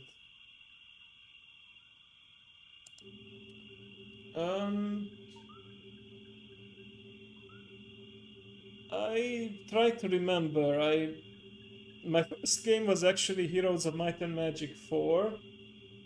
I only played Heroes of Might and Magic 3 at a friend's house for a while. Later I did get Heroes of Might and Magic 3 as well. And again at a friend's house I saw Heroes 5. That was back in high school. But I never got it myself. Actually, I think I did get it, but my computer was so weak at the point that it was just lagging and I couldn't get it to play. I think a couple of years back I saw there was a Heroes browser game. Like it was in the same style. But yeah, I haven't been keeping up with the series. You know the struggles, yeah. Pretty much how I am struggling now to play and stream the newer games, like Spirit of the North 2.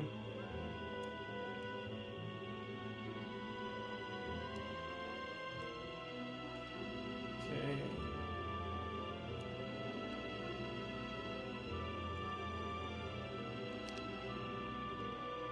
So she has the Hydra, so might be able to take my chances. I believe the temple has some guards, but it also has some resources.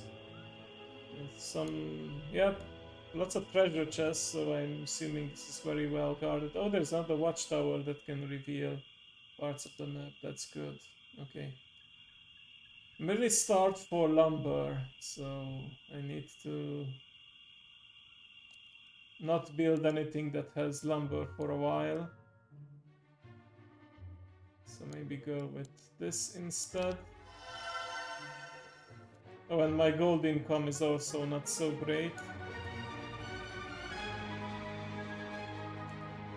Okay, just so I actually build something, I'll use this. Sign raise, this is a sign. That would be something. Okay, right. Take those extra knolls. Then we'll move here. Pretty sure we can defeat them now because we have lots of lizardmen. The dragonflies are good. The serpent flies as well. Oh. Crap. I definitely need a magic arrow here.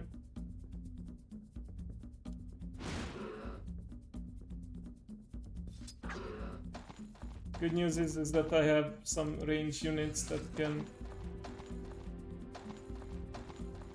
take care of some of these guys before they reach me. Gnolls are fairly fast though, so yeah. Gotta keep that in mind.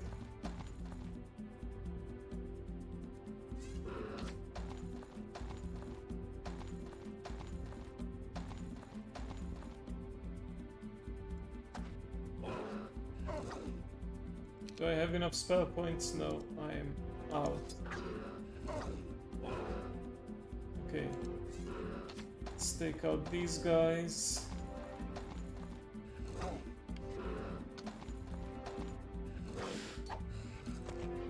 Nice. I think I can win this as long as my lizardmen are still able to shoot. Okay, do elves have good melee? No, they do not. Okay, that's fine. Oh shoot, the dwarves are down. And they ganged up on the elves. Okay, it's up to the brave lizardmen then.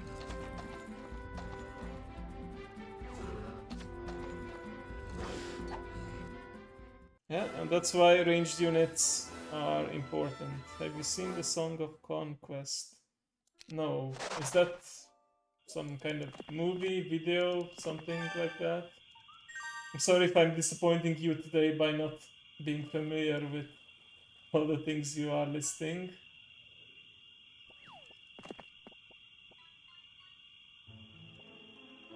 Okay. Let's go this way then.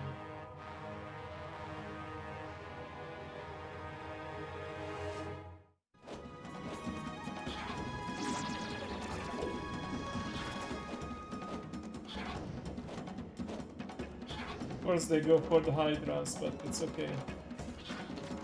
They are powerful. And I think they have the attack all adjacent enemies and they cannot retaliate. Good. But what do they have? Dispels beneficials weakens enemies. Okay, so they are weakened a bit, but they still have a lot of health and damage, so... Nice. Hydra Supremacy.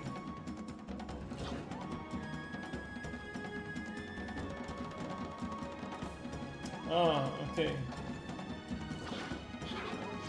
I might look into it. It's like that. Okay. Oh, only one node.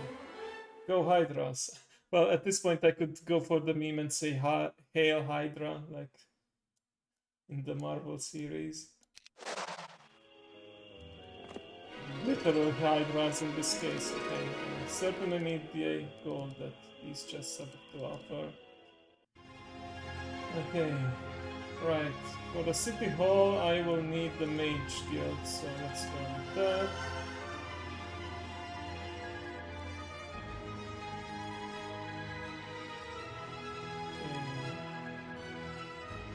Marketplace would be nice, but I suppose I'll go with this right now. From what I have seen so far, there's only 2 enemy heroes out in the field.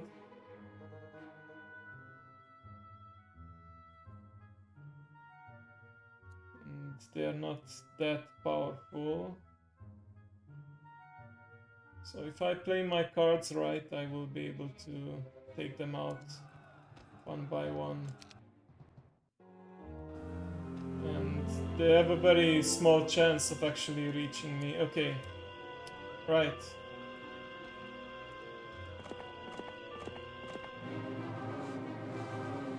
Let's take them out before they flee to town. Okay, not gonna fly in very close. Just gonna keep my distance for now. They don't have a range unit, so I'm at an advantage. Then, you can tell that these guys are pretty tough. If 63 of these could only take out one swordsman, then again we do have the penalty because of the distance and terrain, so that's something to keep in mind. Okay. Okay, they've been weakened. And now they can no longer retaliate. So we can finish them off without losing any troops. Okay, send in the other nodes.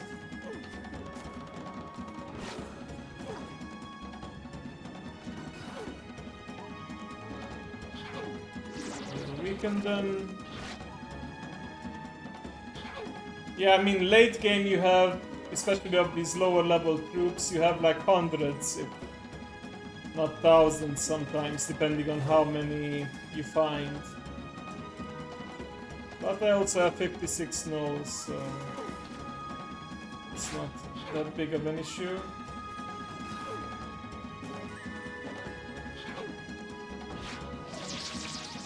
Oh, love that extra attack.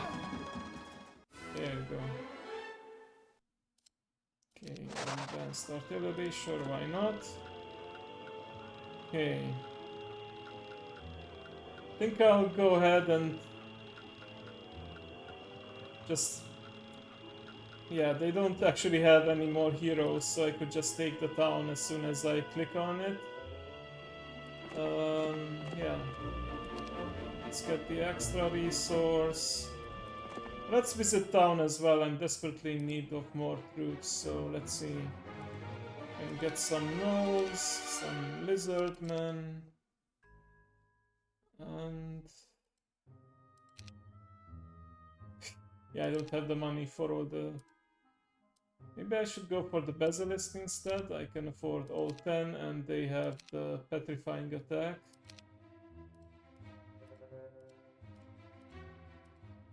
There you go. Let's see what I can do here at the top.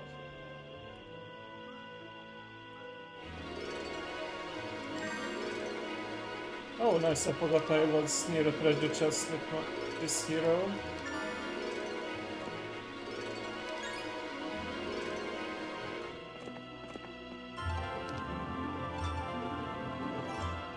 Oh, I'm right here, okay. Well, now maybe I can actually afford building something like the city hall here. It costs a hefty 5,000 to build, but then I get 2,000 every day, so in 3 days I more than made up for the investment. So let's start earning some more gold. It's like they say, sometimes you have to spend money to earn money, right? And also use this Cage of Warlords. Okay, good.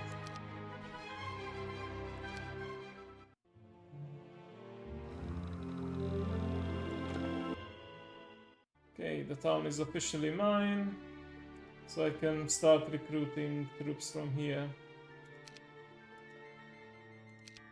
And now I can actually use spells on this hero too. I probably will just recruit a hero from this particular faction.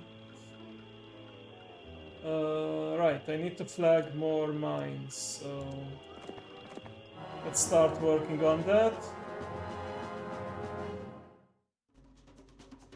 Okay, immediately disable the marksman. Good.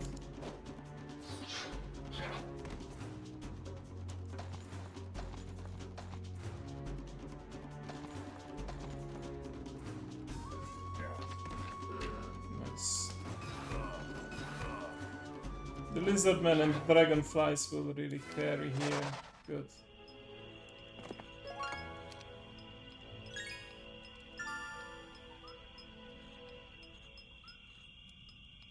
And I think I'll also go for this side. Well, I'm always starving for lumber, so getting a second lumber or sawmill, as they call it in this game, would be a good idea, probably. Okay. Oh. Oh. Some lizard man. Okay. Won't mind them just yet. Ooh, okay. Yeah. We have some more treasure chests and artifacts here, and the sign. Oh, and yeah, some more.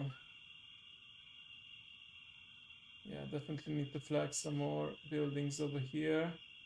But pretty much the only way I can pass this part is if I defeat these royal griffins, so that's gonna take some more firepower. But yeah. Probably just start clearing this way then.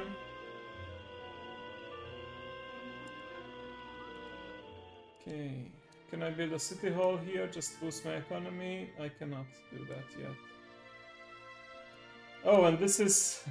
Wow, they actually have all of the buildings disabled here. Like, I can barely get the guard, some basic units. How's the match going?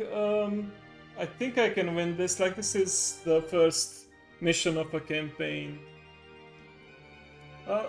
On the upside, I can... No, I don't want to spend any more lumber.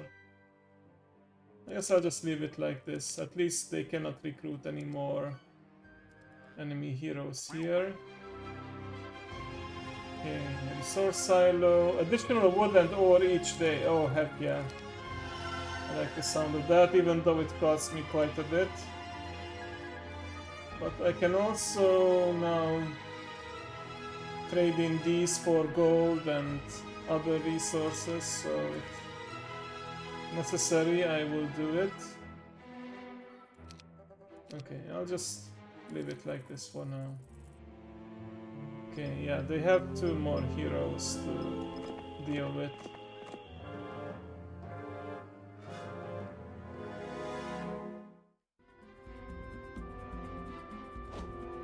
No ranged units, too bad for them.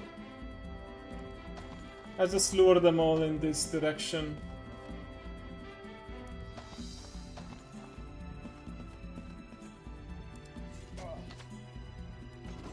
Ooh. Okay, they had a lone survivor, but not anymore. Okay, they have been weakened. Now we can start ganking them.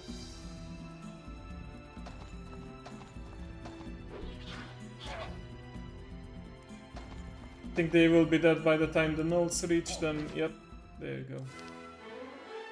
Ideal situation, no troops lost. Let's get that lumber.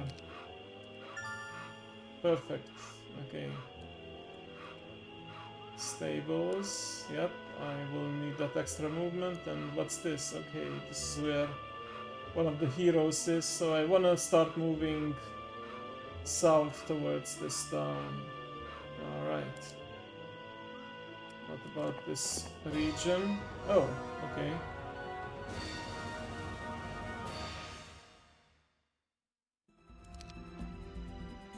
Okay, bless. Inflict maximum damage, alright. Or I can start weakening them. Especially the range units. Okay, there you go. Wood is always good. Well said.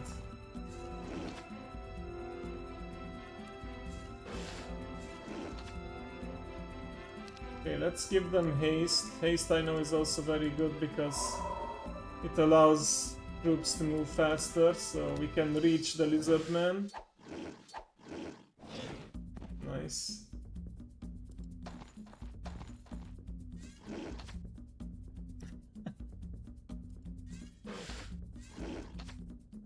I mean, I see that only a problem if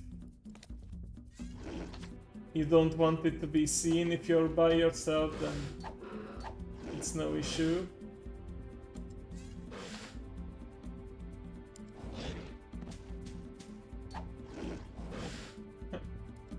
Try the luck with the basilisk. Well, bad idea. Okay, basic water magic. Okay, reduced cost of water spells. Good. Okay, definitely need more gold. What we're spending the time doing.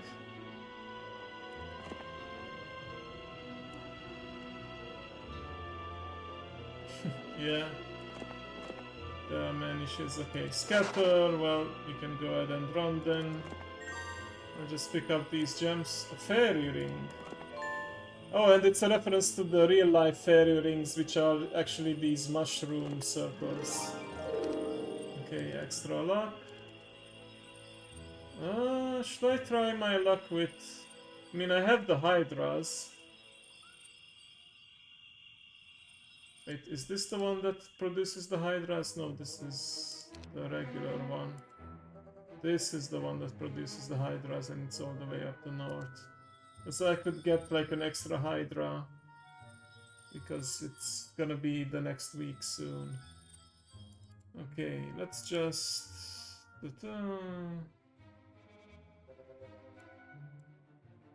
now have plenty of lumber around.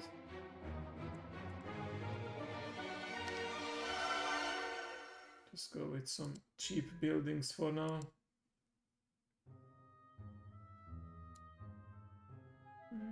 Yeah, sure, why not? Let me show off the Gorgons as well. Hydration check. Hydration. Nice, I see what you did there. Thank you, I will drink water.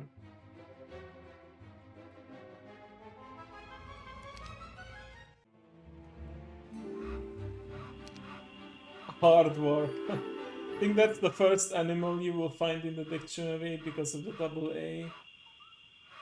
Okay, how do I visit the stables? Oh, like this. Okay. I reach this guy? Well, first I need to explore this region, I suppose. Oh, I forgot to flag this, but no, first I wanna deal with the enemy towns and heroes. Oh yeah, it looks like he's moving in to claim all these different treasures. I want to prevent that. Purchase war machines. Sure, I can always use the ammo cart and the first aid tent.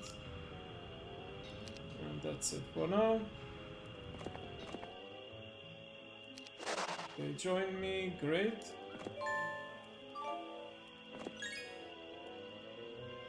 Like the biggest resource that the best resource and most important one is of course your heroes and your movement, because you only have a set amount of movement.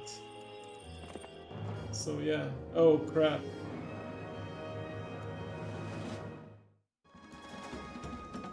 Alright, well, pretty much need to rely on my hydras for this.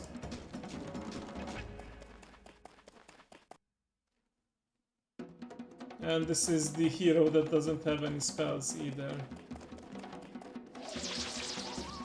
Well, let's see how this goes. Oh, they can barely take out a single Gorgon. Yeah. I will probably need to flee.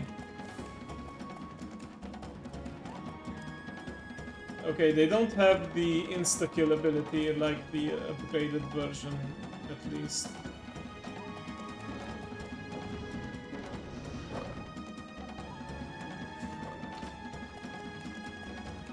Oh, it's like to move south, huh? Okay. Yeah, Hydras cannot be retaliated against, so that's an advantage, plus the multi-attack. So that's an advantage that I could use. Maybe I can take out one of these. Okay, good.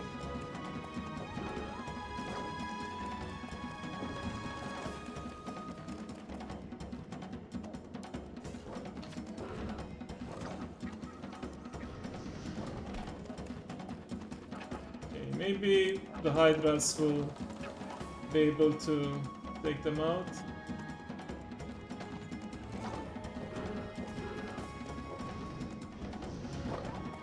Oh, I just noticed, even during retaliation, the Hydras strike back against all enemies. That's great. Ooh, but one Hydra perished.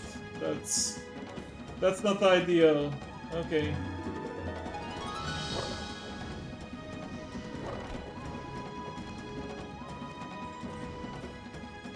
Can this single Hydra survive? 96 health. Let's see.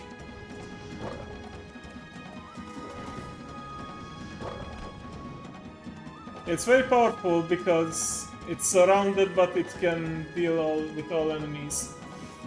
Ooh, okay, 11 health. Yeah, I don't think I can make it. If I flee, I will lose my troops anyway, so you know what, might as well fight until the very end. At least you got a taste of just how powerful Hydras can be. Oh, okay. Well, yeah, your hero abandons your cause if they are defeated, but this is the same hero who lost like twice, so yeah. I guess it's time to recruit another hero. So let's see. Brockhild. Okay, let's go with Brockhild. What is your specialty? Wyverns. Okay. Can I recruit wyverns here?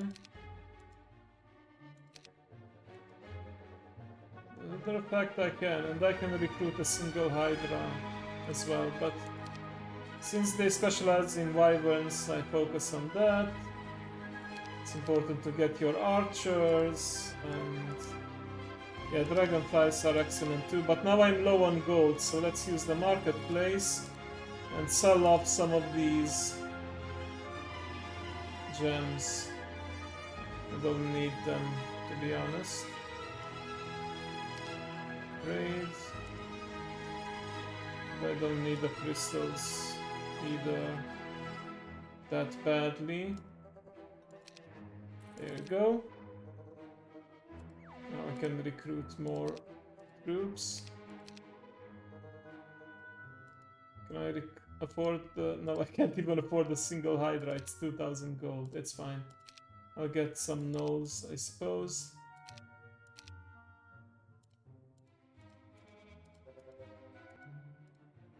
Oh, that's not what I wanted. Oh, I can't combine them because... yeah, okay.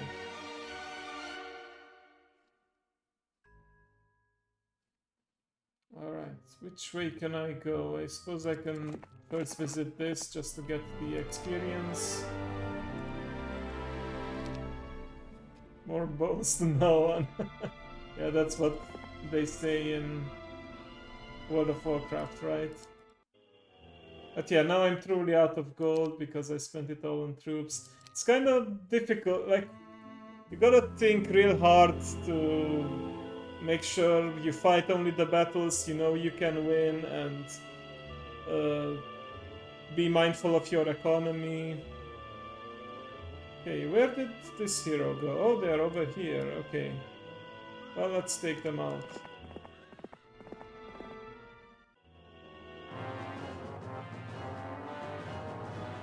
Okay. They have lots of griffins, but that's pretty much their only strength here. So I'll move here. Try and lure them.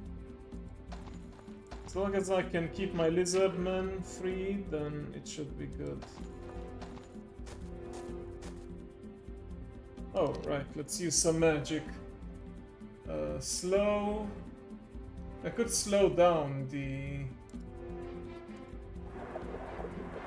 griffins, that would be probably a good idea. Whittle them down a bit, okay. Alright, now they cannot shoot me.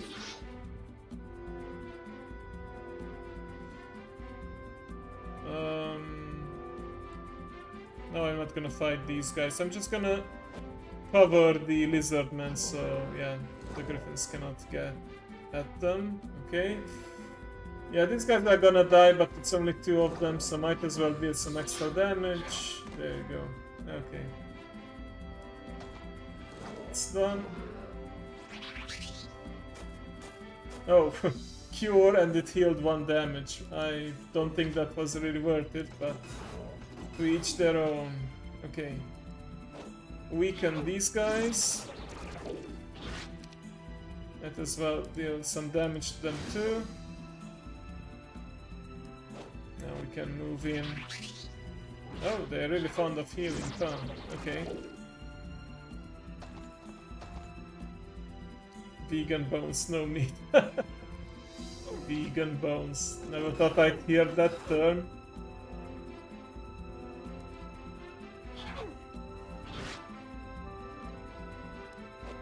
Actually, would bones count as vegan if you eat them, like if you eat the marrow? I don't know if it does, because I guess it's a meaty thing, the marrow.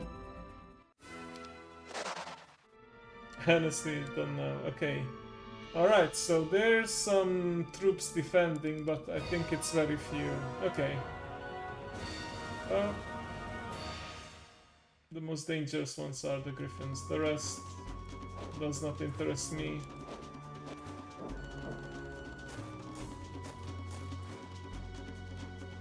Oh yeah, it's from an animal.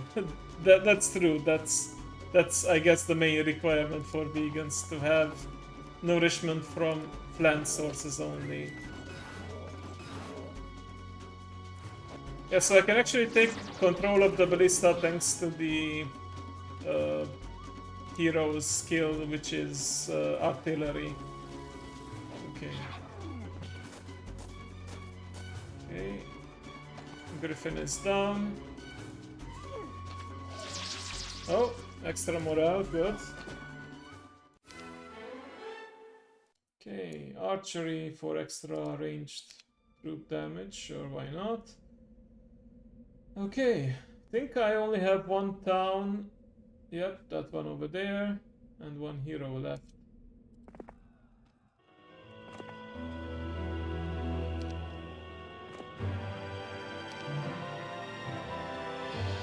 they're actually not that far, so I can deal with them quickly.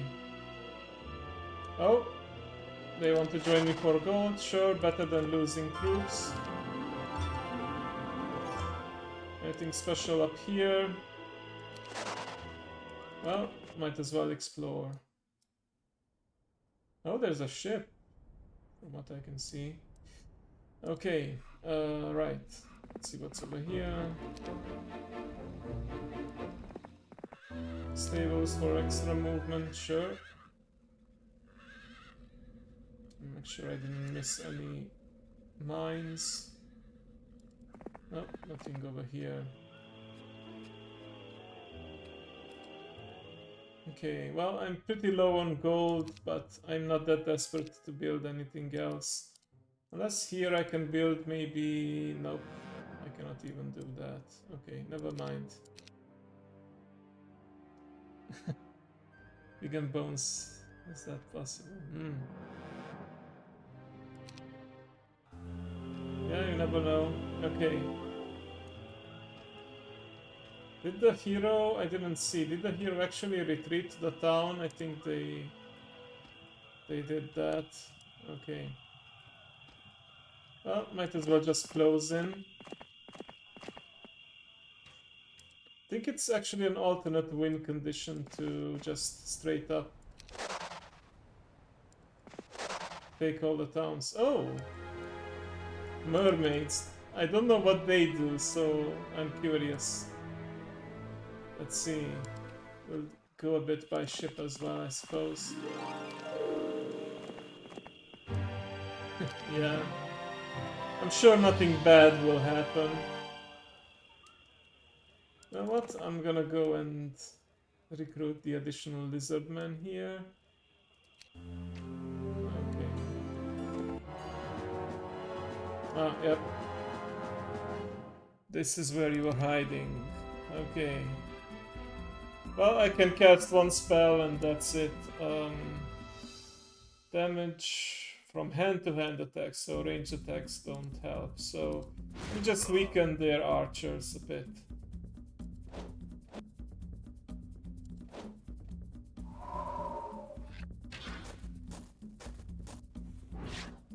Oh crap. Yeah, 44 pikemen, that's quite a lot, but thankfully I have my lizardmen and I have my ballista too. Okay. I think they might die immediately, but if I can stop them from shooting me, that's gonna be a boon. Okay. Nice. Yeah, I got this. No problem. That single skeleton won't do anything. So I'll just keep them here to disrupt them. Oh, no longer disrupted. Yep, single skeleton in this case. I think they have an ability where they take less damage from ranged attacks, although that may have been added only in Heroes of Might and Magic 4. Oh, before I forget, can you note down under game recommendations on Discord the game that you mentioned that's kinda like Heroes of Might and Magic? Build himself up again, yeah. Like if you play the Necromancer town, you can have lots of skeletons. Alright. Advanced archery. Oh, Wrath has been vanquished. Okay, yeah. I still need to do the goal of flagging all the mines, but at this point I have no enemy heroes to challenge me. So I'm gonna end it here. Has nobody to love. Interesting. Just want to show off some more of the campaigns. So Armageddon's Blade. These are actually campaigns for advanced players because I think all of them have the hard difficulty.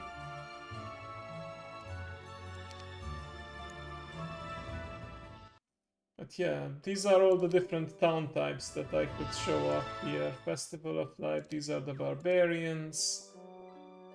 I don't remember which one this is. Fire Witch, discovers that night, local, harvesting the ground. Okay.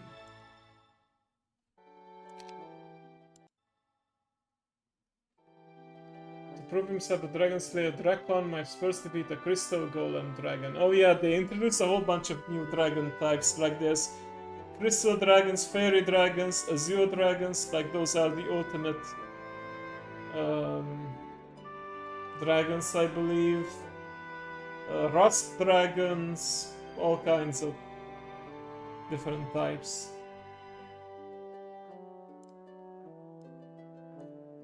Start with 3 titans, start with Naga or Tome of Earth Magic.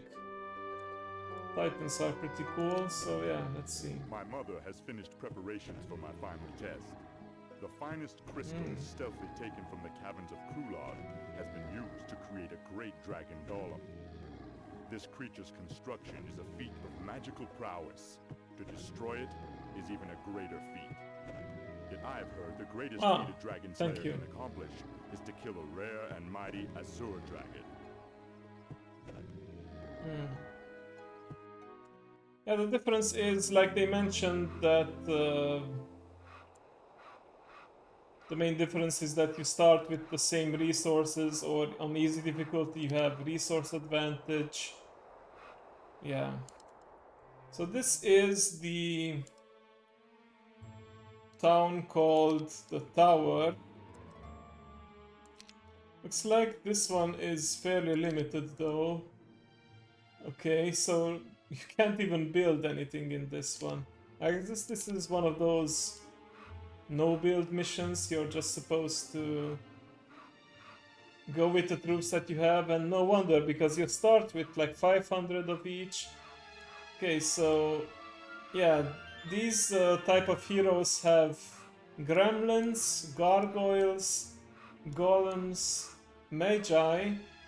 They are basically just ranged heroes, but they have no melee penalty and they reduce the cost of hero spells.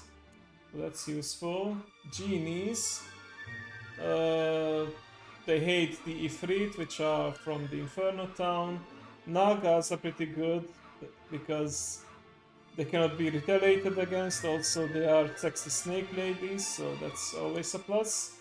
And we have Titans, the ultimate unit for this type of town. They have good melee and ranged attacks both. They are pretty... They have a lot of... Pretty beefy, I wanted to say. They have a lot of health, as you can see. And they deal extra damage against black dragons. But black dragons also deal extra damage to Titans, so it cancels out. Mind spell immunity, I think that means they cannot be like... there's the spell called Berserk, which I think is pretty powerful because it makes it turns the enemy unit Berserk, and they will just attack whatever is closest, friend or foe, and it increases their stats too, so they become quite dangerous. So it's good that Titans are immune to that. I think there's other mind spells too. I don't know if slow counts as a mind spell. Maybe. But yeah. Oh, he has a special ability called... Can upgrade monks and zealots and magi or arch magi to enchanters. So... let's try that out. Costs 10,000 gold, but you know what? We're not gonna spend it on... the town anyway, because nothing to do there. Okay, basic earth magic. Sawmill. A throng. Yeah, throng I think means it's quite a lot of them. I'm probably not gonna play this whole mission. I think I tried it out before and I reached the crystal dragons, but they kicked my ass. So... yeah, you gotta be really careful because you basically just have the units that you start with and nothing else. Okay, earth and magma elementals. Enchanters cast group spellcasters. They basically cast random buffs, so it's good to have them around. Okay, genies are gonna stay close by for now.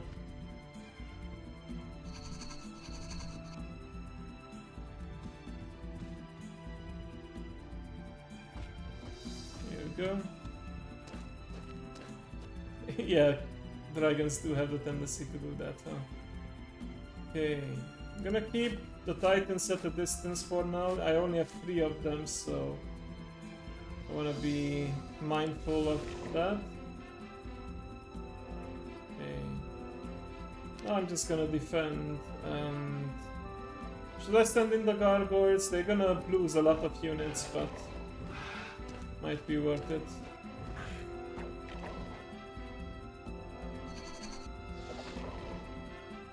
Okay, defeated them.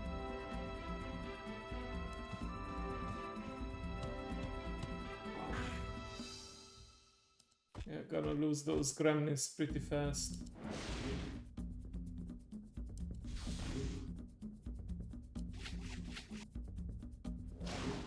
Love the pose that the genies adopt, like the way they have their arms crossed like that. Like, what is your wish?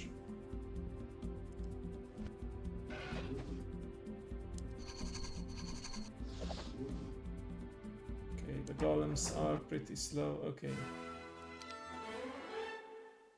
Basic Eagle Eye. Okay, so I can learn spells. I have a chance to learn spells from enemy heroes if they use it. Pretty handy if I meet enemy heroes, but not gonna be the case here. Okay. Advanced Wisdom. And 4th level spells. I could use that. Additional spell damage, sure. Whoa, that's a lot of... Yeah, I started at level 1 and I just defeated with some pretty powerful troops, so yeah. You know what? Let's learn 5th level spells, and I'm gonna head into town just because it has a... Yeah, you can learn Meteor Shower here, Misfortune, Magic Mirror, reflect hostile spells towards a random creature 20% of the time. Okay. But yeah, I can't build anything in this town, can I? Yep. Alright.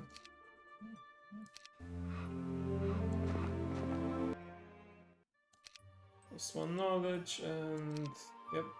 Okay. I got what I need. You know what? Might as well get the war machines as well. The ammo cart will be useful. And I think that's it for now. Okay. I don't know what I really need these ore pits and sawmills for if I cannot build any towns. Okay, the witch huts will be useful though. Greed is one of the 7 deadly sins. Ah.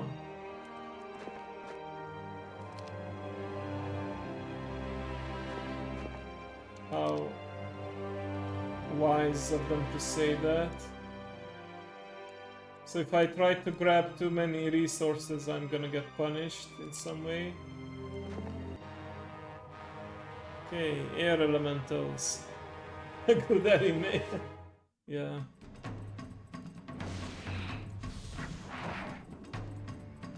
No melee penalty, lightning and firestone vulnerability. Okay. So we hit them with a lightning bolt then. Allows you to summon air elementals. Once cast, no other elemental types may be summoned. Oh! Yeah, but this uses up 20 points. Lightning bolt then. Lightning bolt, lightning bolt. You remember that meme video where bunch of kids do live action roleplay LARPing and one of them just repeats lightning bolt, lightning bolt, lightning bolt. Yeah. I suppose you gotta be there to appreciate just how funny it is.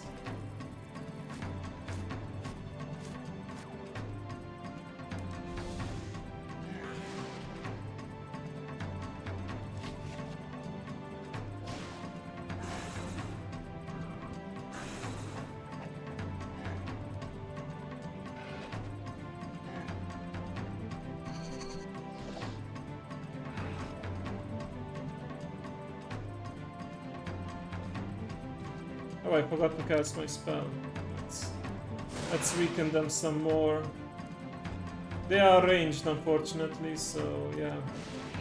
They can deal a lot of damage.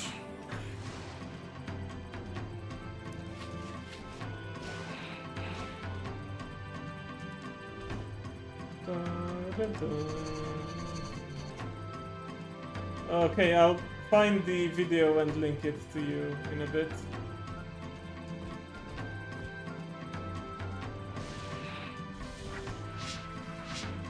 Oh, Mastone skin, that's good. Okay. Oh, you found it? Good. Link it in chat if you want, so everyone who may not be familiar might enjoy it. Expert air magic. Okay. I need 10 gems. Well, come back when you can pay me. Okay, I now have the gems, so... Let's see. Oh, +1 level. Okay, and I hit maximum level 2.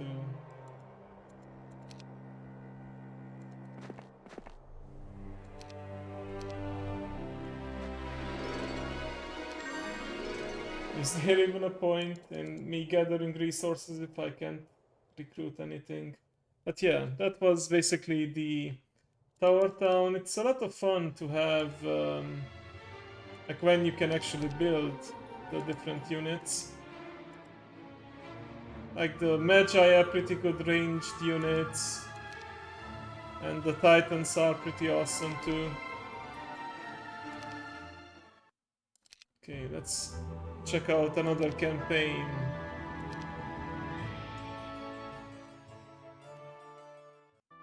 Playing with fire or the Festival of Life. The task of killing Razorclaw has been given to you. Prove yourself and defeat the ancient behemoth in 3 months or lose your chance to become king. If Kilgore is lost, then his chance to become king also ends. Kilgore is limited to a 12th level. Okay, well, let's actually start with a behemoth. Alongside my father, I have killed behemoth before, but never an ancient behemoth. To contest the throne, I must slay one of these fearsome beasts. I relish the encounter. After I have slain this one, I will know how to subdue them. Then I will employ them in my bloody ascension to kingship. Yeah, so each town type has its own caster and warrior type hero. And they each have their own specialties. Okay, like this one has behemoths do extra damage. Okay, looks like I have no town yet, so I must capture one soon. Speculum. Scouting radius. Scouting radius is basically how far you can see with your hero on the map. Extra morale. Oh, okay. Yeah, I can see why this is marked as a hard mission. Okay, so these guys have the goblins riding wolves, so wolf riders, and the ultimate unit is the behemoth.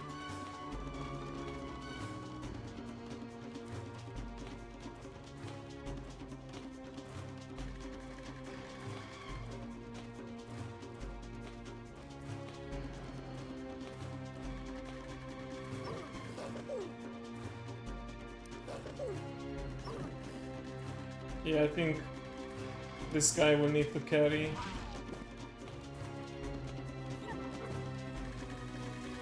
My base troops don't stand a chance. Of course, I could have also started the campaign with more of the base troops, but... Oh, really?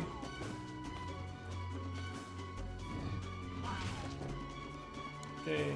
Target enemy's defense is reduced by 40%. That's pretty good. Because defense normally reduces damage. Okay, yeah.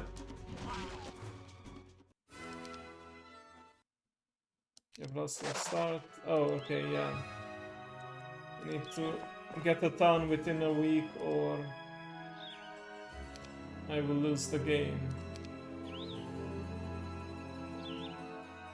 I don't think I have time to stop by these troops, but I think if I follow the road I will eventually get to a town. There it is. Okay, nice. Well, we have a bunch of wolf riders. I think I will let them come to me for now, so I will just defend, because these guys are faster, so... If I would move forward, they would just surround me and start attacking back and forth. That's not ideal.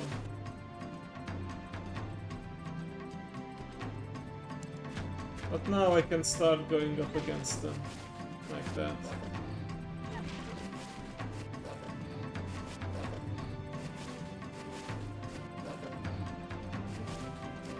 Let me just make sure they are still healthy. Oh, yeah, that's exactly what happened. Okay, 119 left. Yeah, behemoths do have a bit low health compared to other 5th level units. I think they're called 5th level, like the ultimate unit. But they deal a lot of damage, so they're kinda like glass cannons.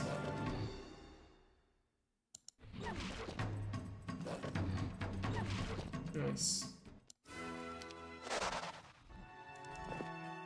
Okay, now we have our town. So yeah, there is some Nordic inspiration for this because we have a building called the Hall of Valhalla. Okay, City Hall, I can build a City Hall. I need the fort.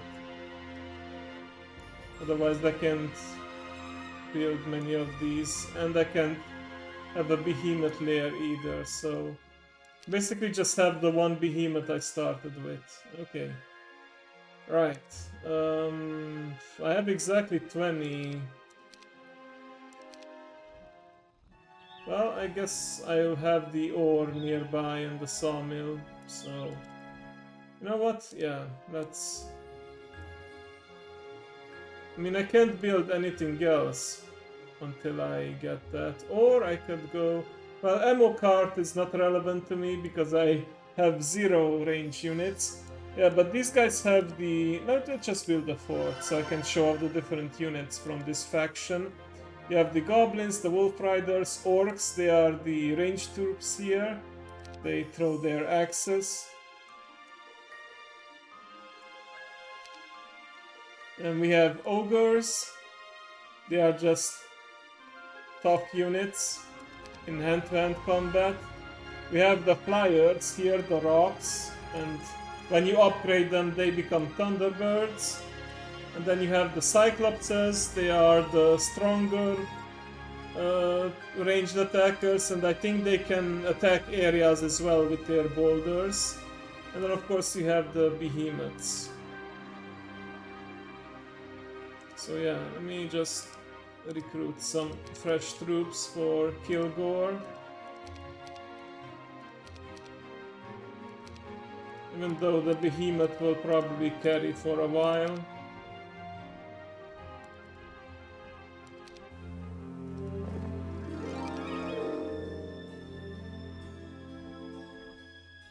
Yeah, it's pretty much a Zapdos Sami, and they do have that ability where they strike down enemies with lightning, so yeah.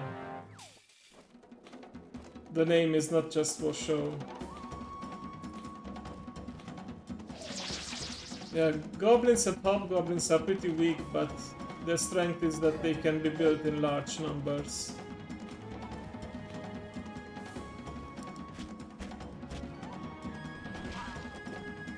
Well, so much for that group.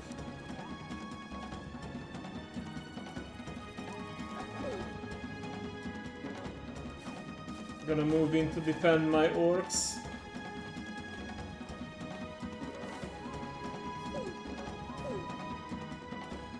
They're smart enough to not try their luck with the behemoth. Okay. I already lost them, but it's okay.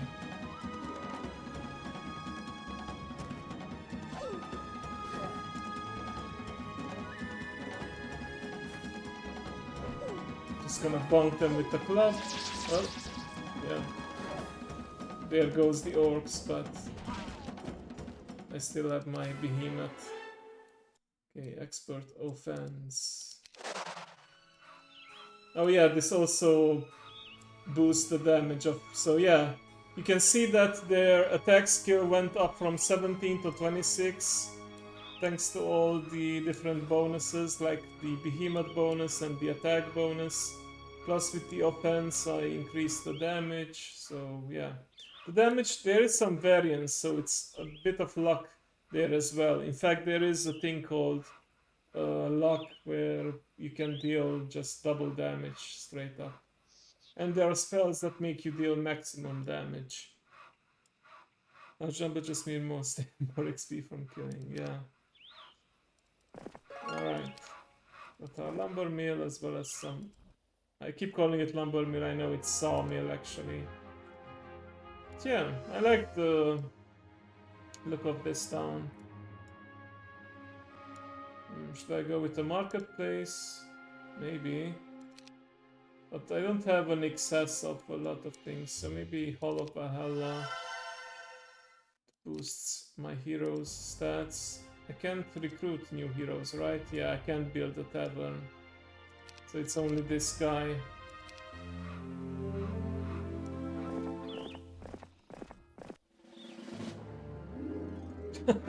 Yeah.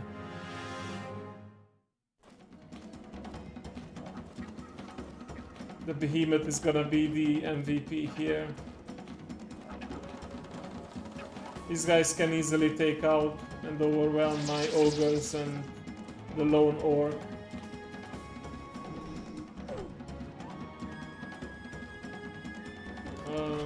Yeah, might as well do this.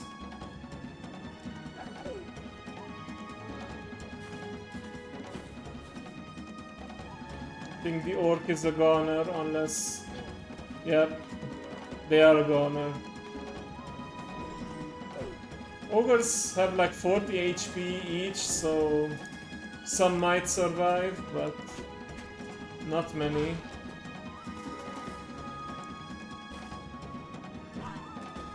Oh, and they deal a lot of damage too, so yeah. You should not underestimate them. Nice. Okay, what else can I build for now? Mess hall. Goblin production by 8 per week. Well, it's one of the only things I can afford right now, so why not? And it's gonna be a new week soon. Okay, yeah, the sooner you flag different mines, the better, because they produce resources each day. Let's see. Looks like there's some artifact here I could take, so let's try my chances with that. Oh, there's also a fun little bonus where if you visit the temple on day 7, so on a Sunday, you get extra morale compared to the usual morale. Okay. Should I go with the Mage Guild? Is there a reason? Gonna go with the marketplace, and tomorrow I will build the citadel just so I can have extra troops. Okay.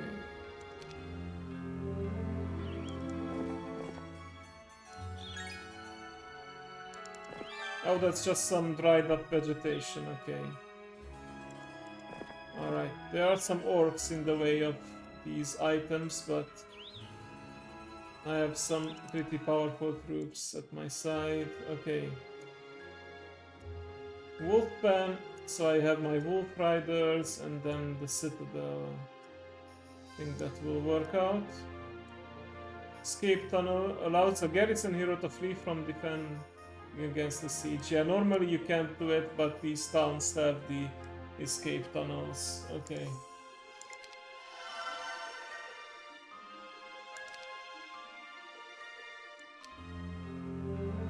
Let's see, let's hope it's worth it. Oh! Well, the ogres are dead, they're gonna get axed down.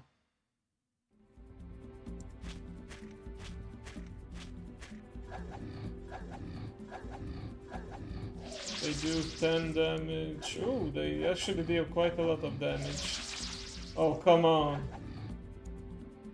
Okay, 92 health left. Not a lot, but if I can get in close, then I'm good.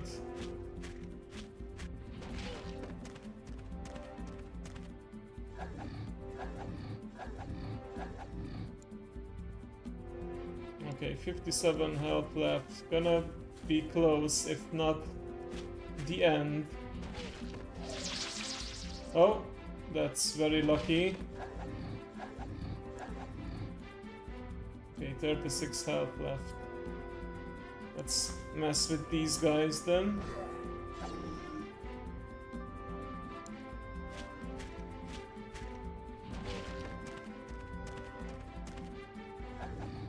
I love how they just decided to walk away, not worth the trouble.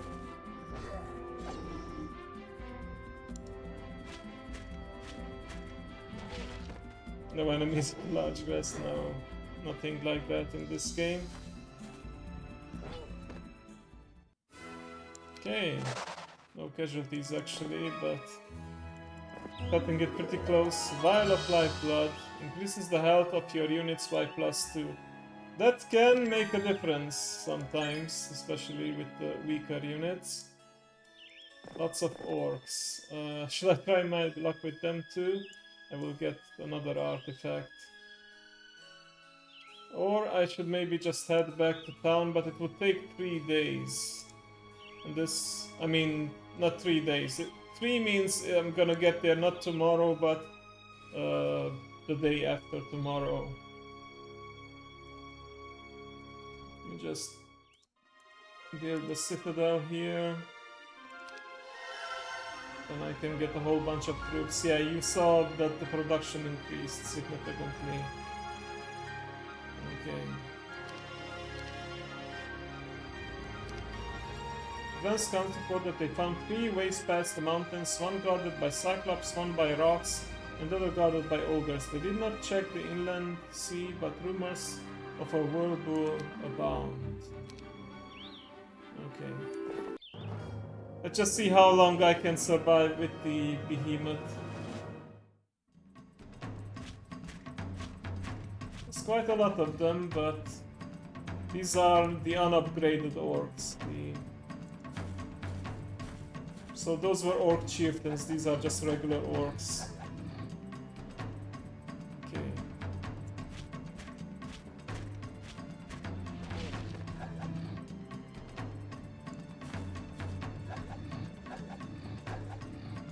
If I lose him, I'm sunk. Oh, 30 health left, that's not good. Shoot.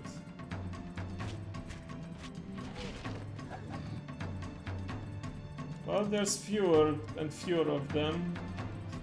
Oh, are you kidding me? I cannot pass this chasm. Oh, yeah, I'm screwed.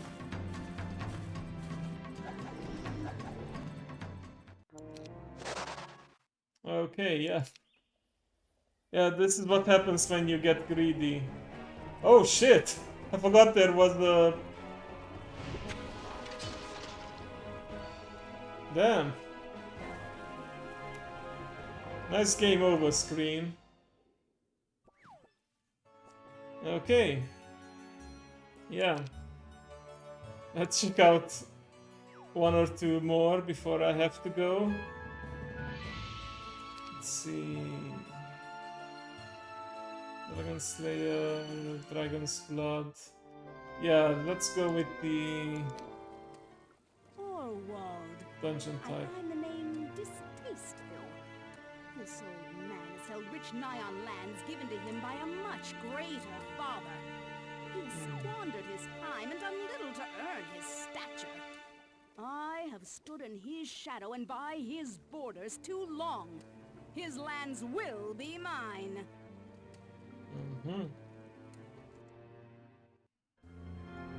So allow me to present to you the most Dungeons and Dragons-y town type. Now we are undead, yeah, pretty much. So here we have the troglodytes,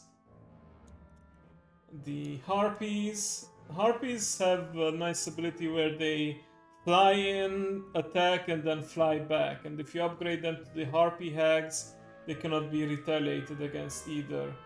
Beholders and Medusas are the ranged units. They both have the benefit where they don't have a penalty in melee. And Medusas, of course, just like in the Greek mythology, they can petrify targets. Of course, we have, speaking of Greek mythology, we have the Minotaurs as well. They just deal a lot of damage and they have good morale, which means they have a chance of attacking again. Manticores, I like them. I think they have a paralyzing attack if you upgrade them. I always like their design, the mix between lion, bat, and scorpion. And then this is one of the 2 towns that can produce dragons. You have the red dragons, and once you upgrade the dragon cave, you have the black dragons. And they can be pretty powerful because they are immune to spells, so you cannot just magic arrow or meteor shower them down. There's, I think, an item that can bypass magic immunity, but unless you have that, yeah, it's not happening. But yeah, they are also one of the more expensive units in the game.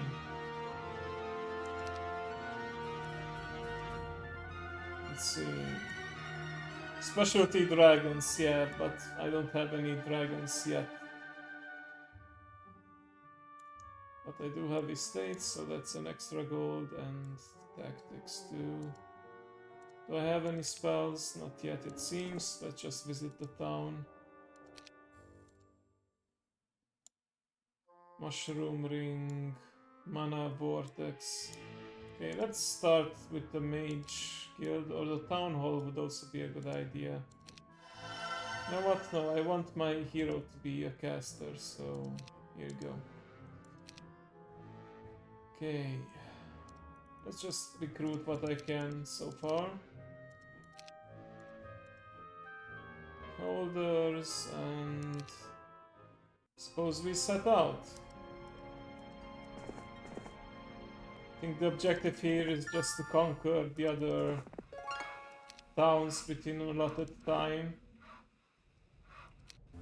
We turn against our former overlord because we think they are weak. Okay, Harpies joined us, that's good. And we can recruit more.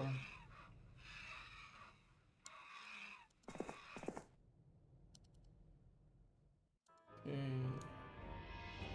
Wow, this town is barely built up at all. Don't even have a warren. Okay. Let's build that first. I think troglodytes have a special ability where they are naturally blind, so they cannot be blinded. Let me see. Yeah, immune to blinding. Yeah. Blinding normally like makes your troops miss a lot, especially good against ranged attackers.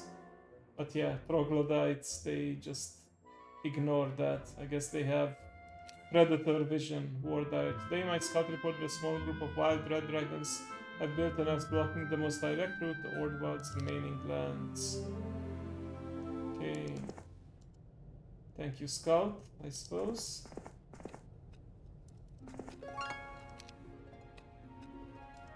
But it sounds like we want to get red dragons.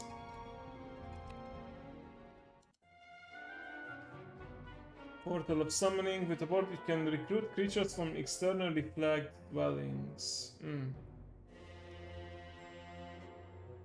Yeah, normally if you have like external dwellings, you need to actually visit them to recruit those guys, but with this you can do it instantly. My western scouts report Lord Calmham's green banner is flying over Harpy's rock castle. Harpy Rock used to be one of Orgvald's castles.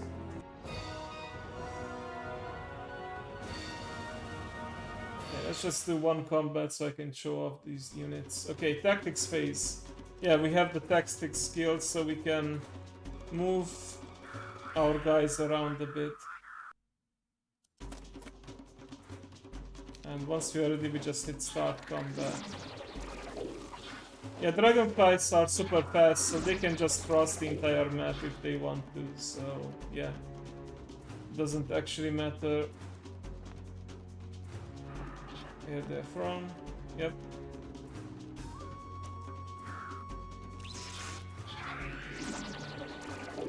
They are annoying because they can weaken your troops.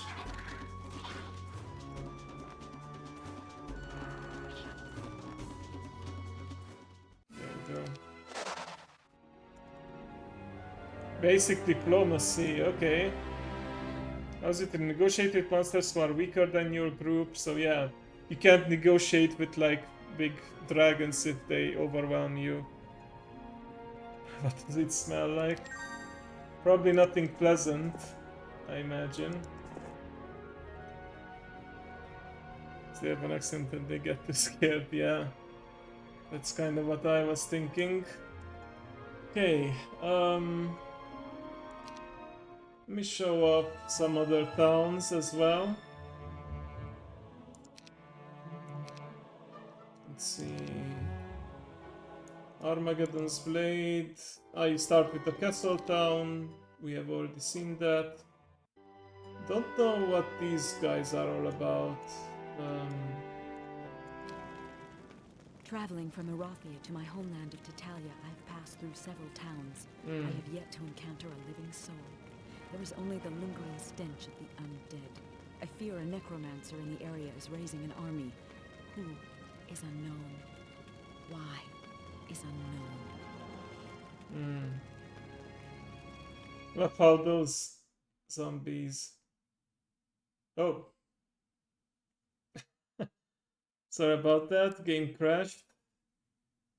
You guys got to see the thing. Well, when you have an old game like this, it's a miracle that it's even running. And that I can actually capture it. Let's see.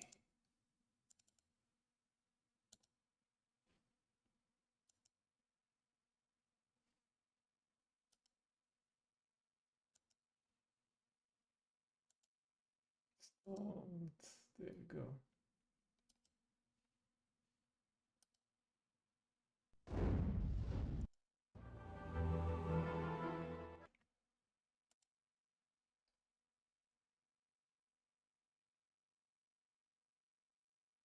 With your face reveal, yeah. It's the same for everyone in case you're wondering, so it doesn't reveal any features.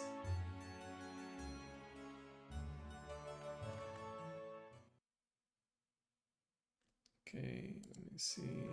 Screen capture. There it is. Okay, so let's try that again.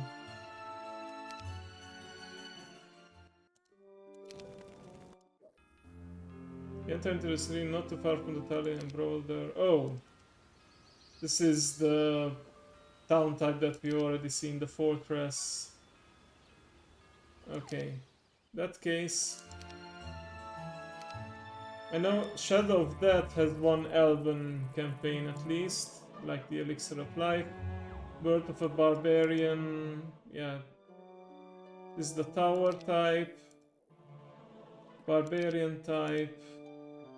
New Beginning, yeah, these are the elves basically. Jello has spent many months trying to be the member of Erathia's elite forest guard. For final test, he's tasked to assemble the artifact known as Elixir of Life. He must find the artifact's 4 components to keep it out of the hands of the necromancers. And he has an ability to create a special troop type called the Sharpshooters. The forest guard is Erathia's eyes and ears. We go where we are needed most, and that is usually places difficult for traditional fighting forces to reach. We are shadows of the forest that see all and bring silent death with a single unseen bowshot. You have done well in your training, Jelyu, but now has come the time to take the final test. A small valley near Gaia's Crest will be the site of this trial. Clear the region of all the enemies to earn your place among the ranks of the Forest God. Good luck. Alright. Made the light upon you. Okay. By your command. Nice. Ready and willing, sir. What are your orders? They could have just given me the troops in the beginning, but yeah, they wanted some roleplay and make it look like I might get attacked. Okay. Specialty sharpshooters can upgrade archers or marksmen, and wood elves or grand elves to sharpshooters. So I'm gonna do that. Sharpshooters, they... let me see.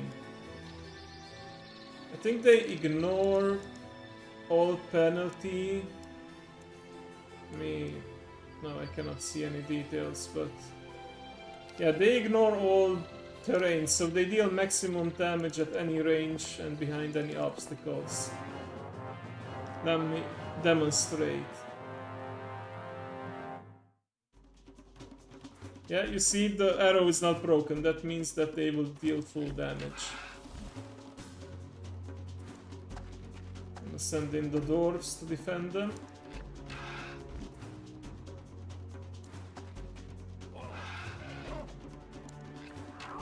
And I lost a single dwarf. Not bad. Okay, yeah, I know I don't have a town yet, but I can get some. Let me clear these troglodytes so that I can access the... I saw a building there that would produce more elves, so... more elves also means more sharpshooters. And we of course will take the advanced archery. Yes, and... upgrade these guys. Nice.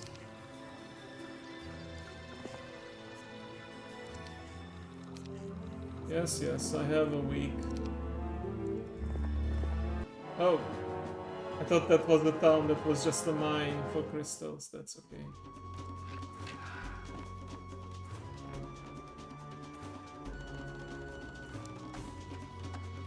Harpy hags can be nasty because they fly in, attack, you cannot retaliate and then return to their original position, so they can harass you from a distance. In a way they are like ranged units, except they're fast and they are good in melee.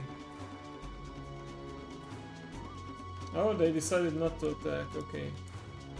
No range or barrier penalties, so now we do have a penalty in melee, but yeah, there were enough of them and we took them down. Okay. Let's see, is it this way then? We'll see. 5 days left. Yes. Oh, okay, there we go. Bunch of skeletons are barring our way, but they are no match to our sharpshooters.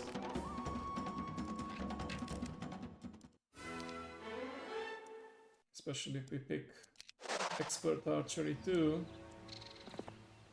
City looks like a perfect place for a base of overtaking, then build it quickly, but be wary, your opponent might slip in and take it from you. Be sure to leave some troops and maybe a lieutenant behind to defeat the city from attacks.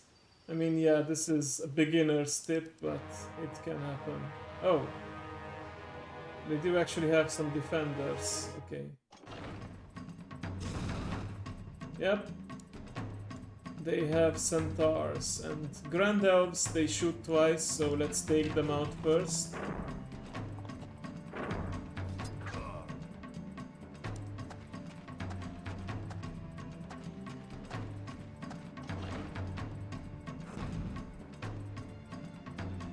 Okay, the centaurs will reach me and mess me up, so I'd rather keep the elves alive, even if it means a sharpshooter will die. Okay, some dwarf on dwarf combat.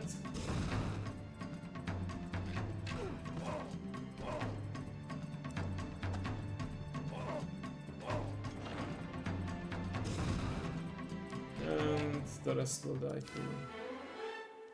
Advanced leadership, more morale, that sounds good. And here we are.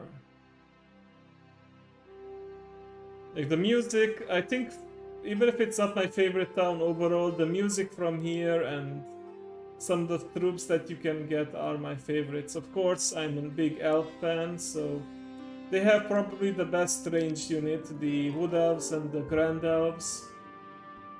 Of course, you have dwarves, they are slow but pretty bulky and good at defending. Centaurs, I think, are one of the most expensive but also most powerful base level unit. Then of course we have in this lore, the female elves are given Pegasus mounts to ride, and yeah. Then you also have the Dendroid guards, basically the Treants, dwarf and dwarf risque, yeah. And we have the magical unicorns, they grant magic resistance to all other troops, so they're good to have around. I don't know if it's in this game or only starting Heroes of Might and Magic 4, but they also have like a blinding attack, so enemies will get blinded, which means they cannot actually attack back. I think that's what blinding does, they just simply cannot see and cannot attack. Green dragons, yeah, this is the second town that can build dragons. You have green dragons, and if you upgrade the dragon cliffs, you get the gold dragons. Slightly weaker than the red and black dragons, but still pretty good.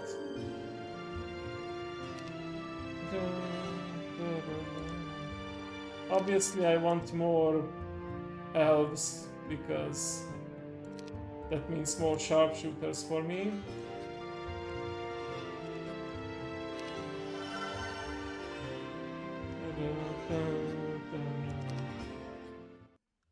Okay, gonna quit.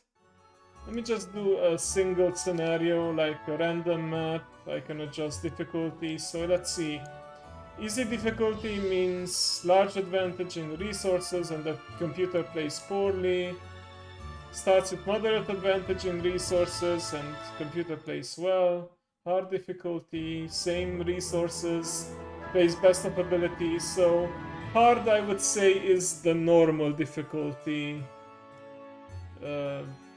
but it's recommended for experienced players. Then we have expert. The player starts with a handicap in resources and the computer plays to the best of its ability. And impossible, the player starts with no resources and the computer plays to the best of ability. No resources. Wow, that's... yeah. Okay, let me just select a random town. So yeah, you have your selection of maps. You can see like how many players you can have and the size of the map. I suppose I could just go with a small map, doesn't matter. I just want to show the last town that we haven't seen yet. So I think I'm gonna keep it at normal difficulty, and town starting will be...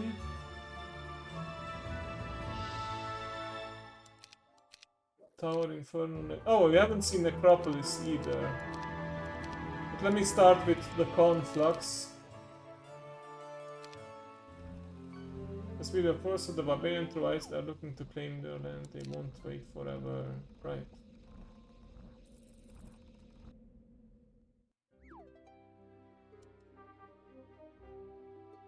So yeah, this is the final town type that was added at the end of Heroes of Might and Magic 3's life cycle. I think it was in the Shadow of Death expansion, and here you just have basically a bunch of elementals, plus pixies and firebirds.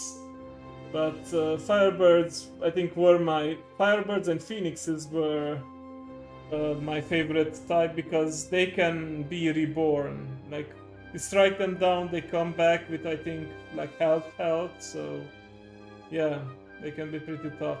I imagine this would be Yuri's favorite town type if she played it. But yeah, you have pixies, and then you have the air elementals, water elementals. I think they are, if you upgrade them, they become a ranged troop, just like the air elementals. Fire elementals, they are the flyers. Earth elementals, slow but tough. Then you have psychic and magic elementals. They are pretty interesting because I think they just cannot be retaliated against. That's the main idea. And they have immunity to magic because they are, you know, magic elementals. We have the different altars, and what's the special building here? Magic University. You can pay to learn any or all of the 4 schools of magic. Oh, okay. Artifact merchants. You can purchase any artifacts. You can purchase not any, but some artifacts. But yeah, it costs 10,000 gold. Okay. Makes sense. And pixie production increased. Right. You already saw the base gameplay. You go around, claim towns, you build up your troops and everything. Let me show you the final town that we haven't seen yet. And that would be...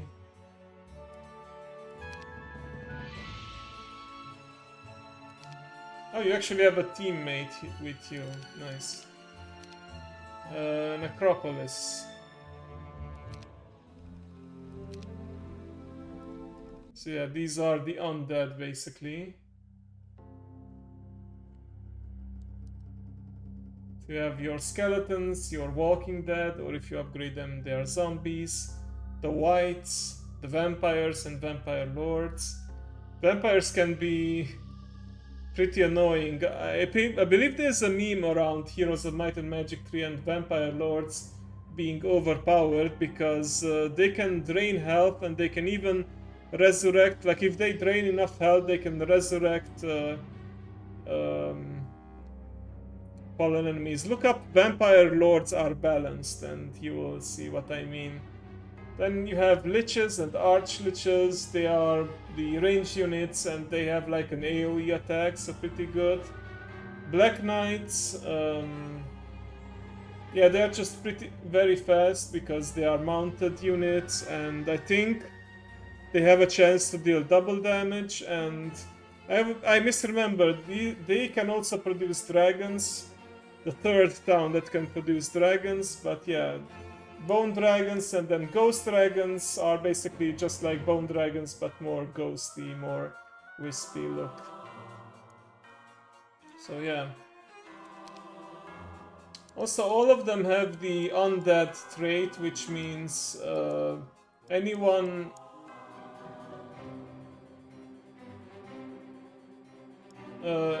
who's not an undead will get morale penalties, not bonuses.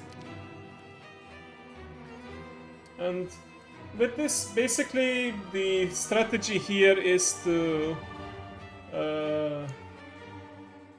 just spam a bunch of skeletons and undead, because a lot of heroes have abilities that can raise skeletons, like basic necromancy. See?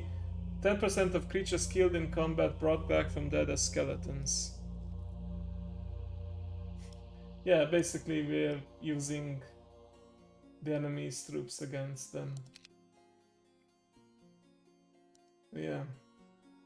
Just gonna let you listen to this music, and in the meantime, I think I'm gonna look for someone to raid. Oh, but because it's not in focus, you'll not actually see it. Let me just hide the screen then. I mean, all you can see is my Discord, but no reason to stare at it for now. It's actually a DM with the stream temp. We were discussing how we got a pope now, and it's an American pope.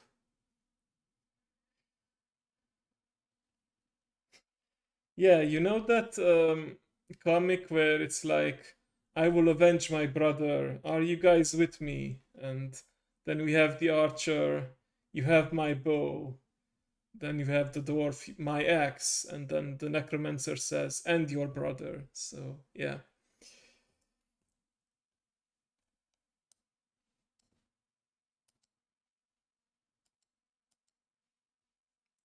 Let's see. I haven't traded anyone this week yet, have I? Let's see who's online. Or maybe I will find someone who's actually still playing this game. Oh, there is.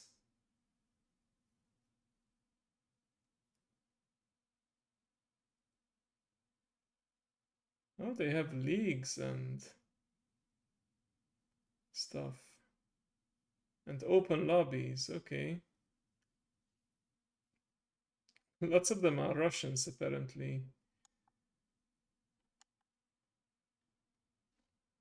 Okay. A lot of the people I follow who is here right now. Could just trade Yuri. Why not? Although she might be ending it soon with, because yeah, it's almost midnight.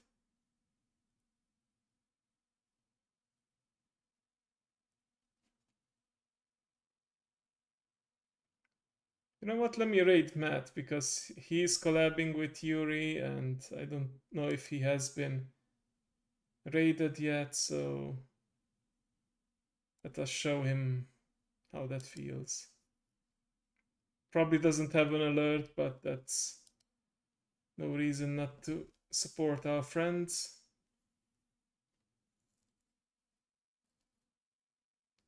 So yeah, here you go.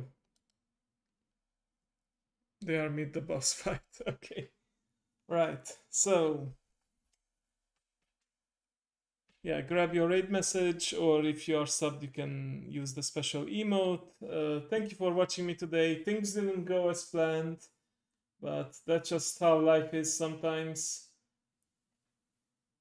Like, even with the first Spirit of the North game, I played it years after it came out, so would have been nice to play something from day one, but I learned that my computer just can't handle it, at least when it comes to streaming. Maybe I could have handled on low settings to just play it. Like I said, it was fine.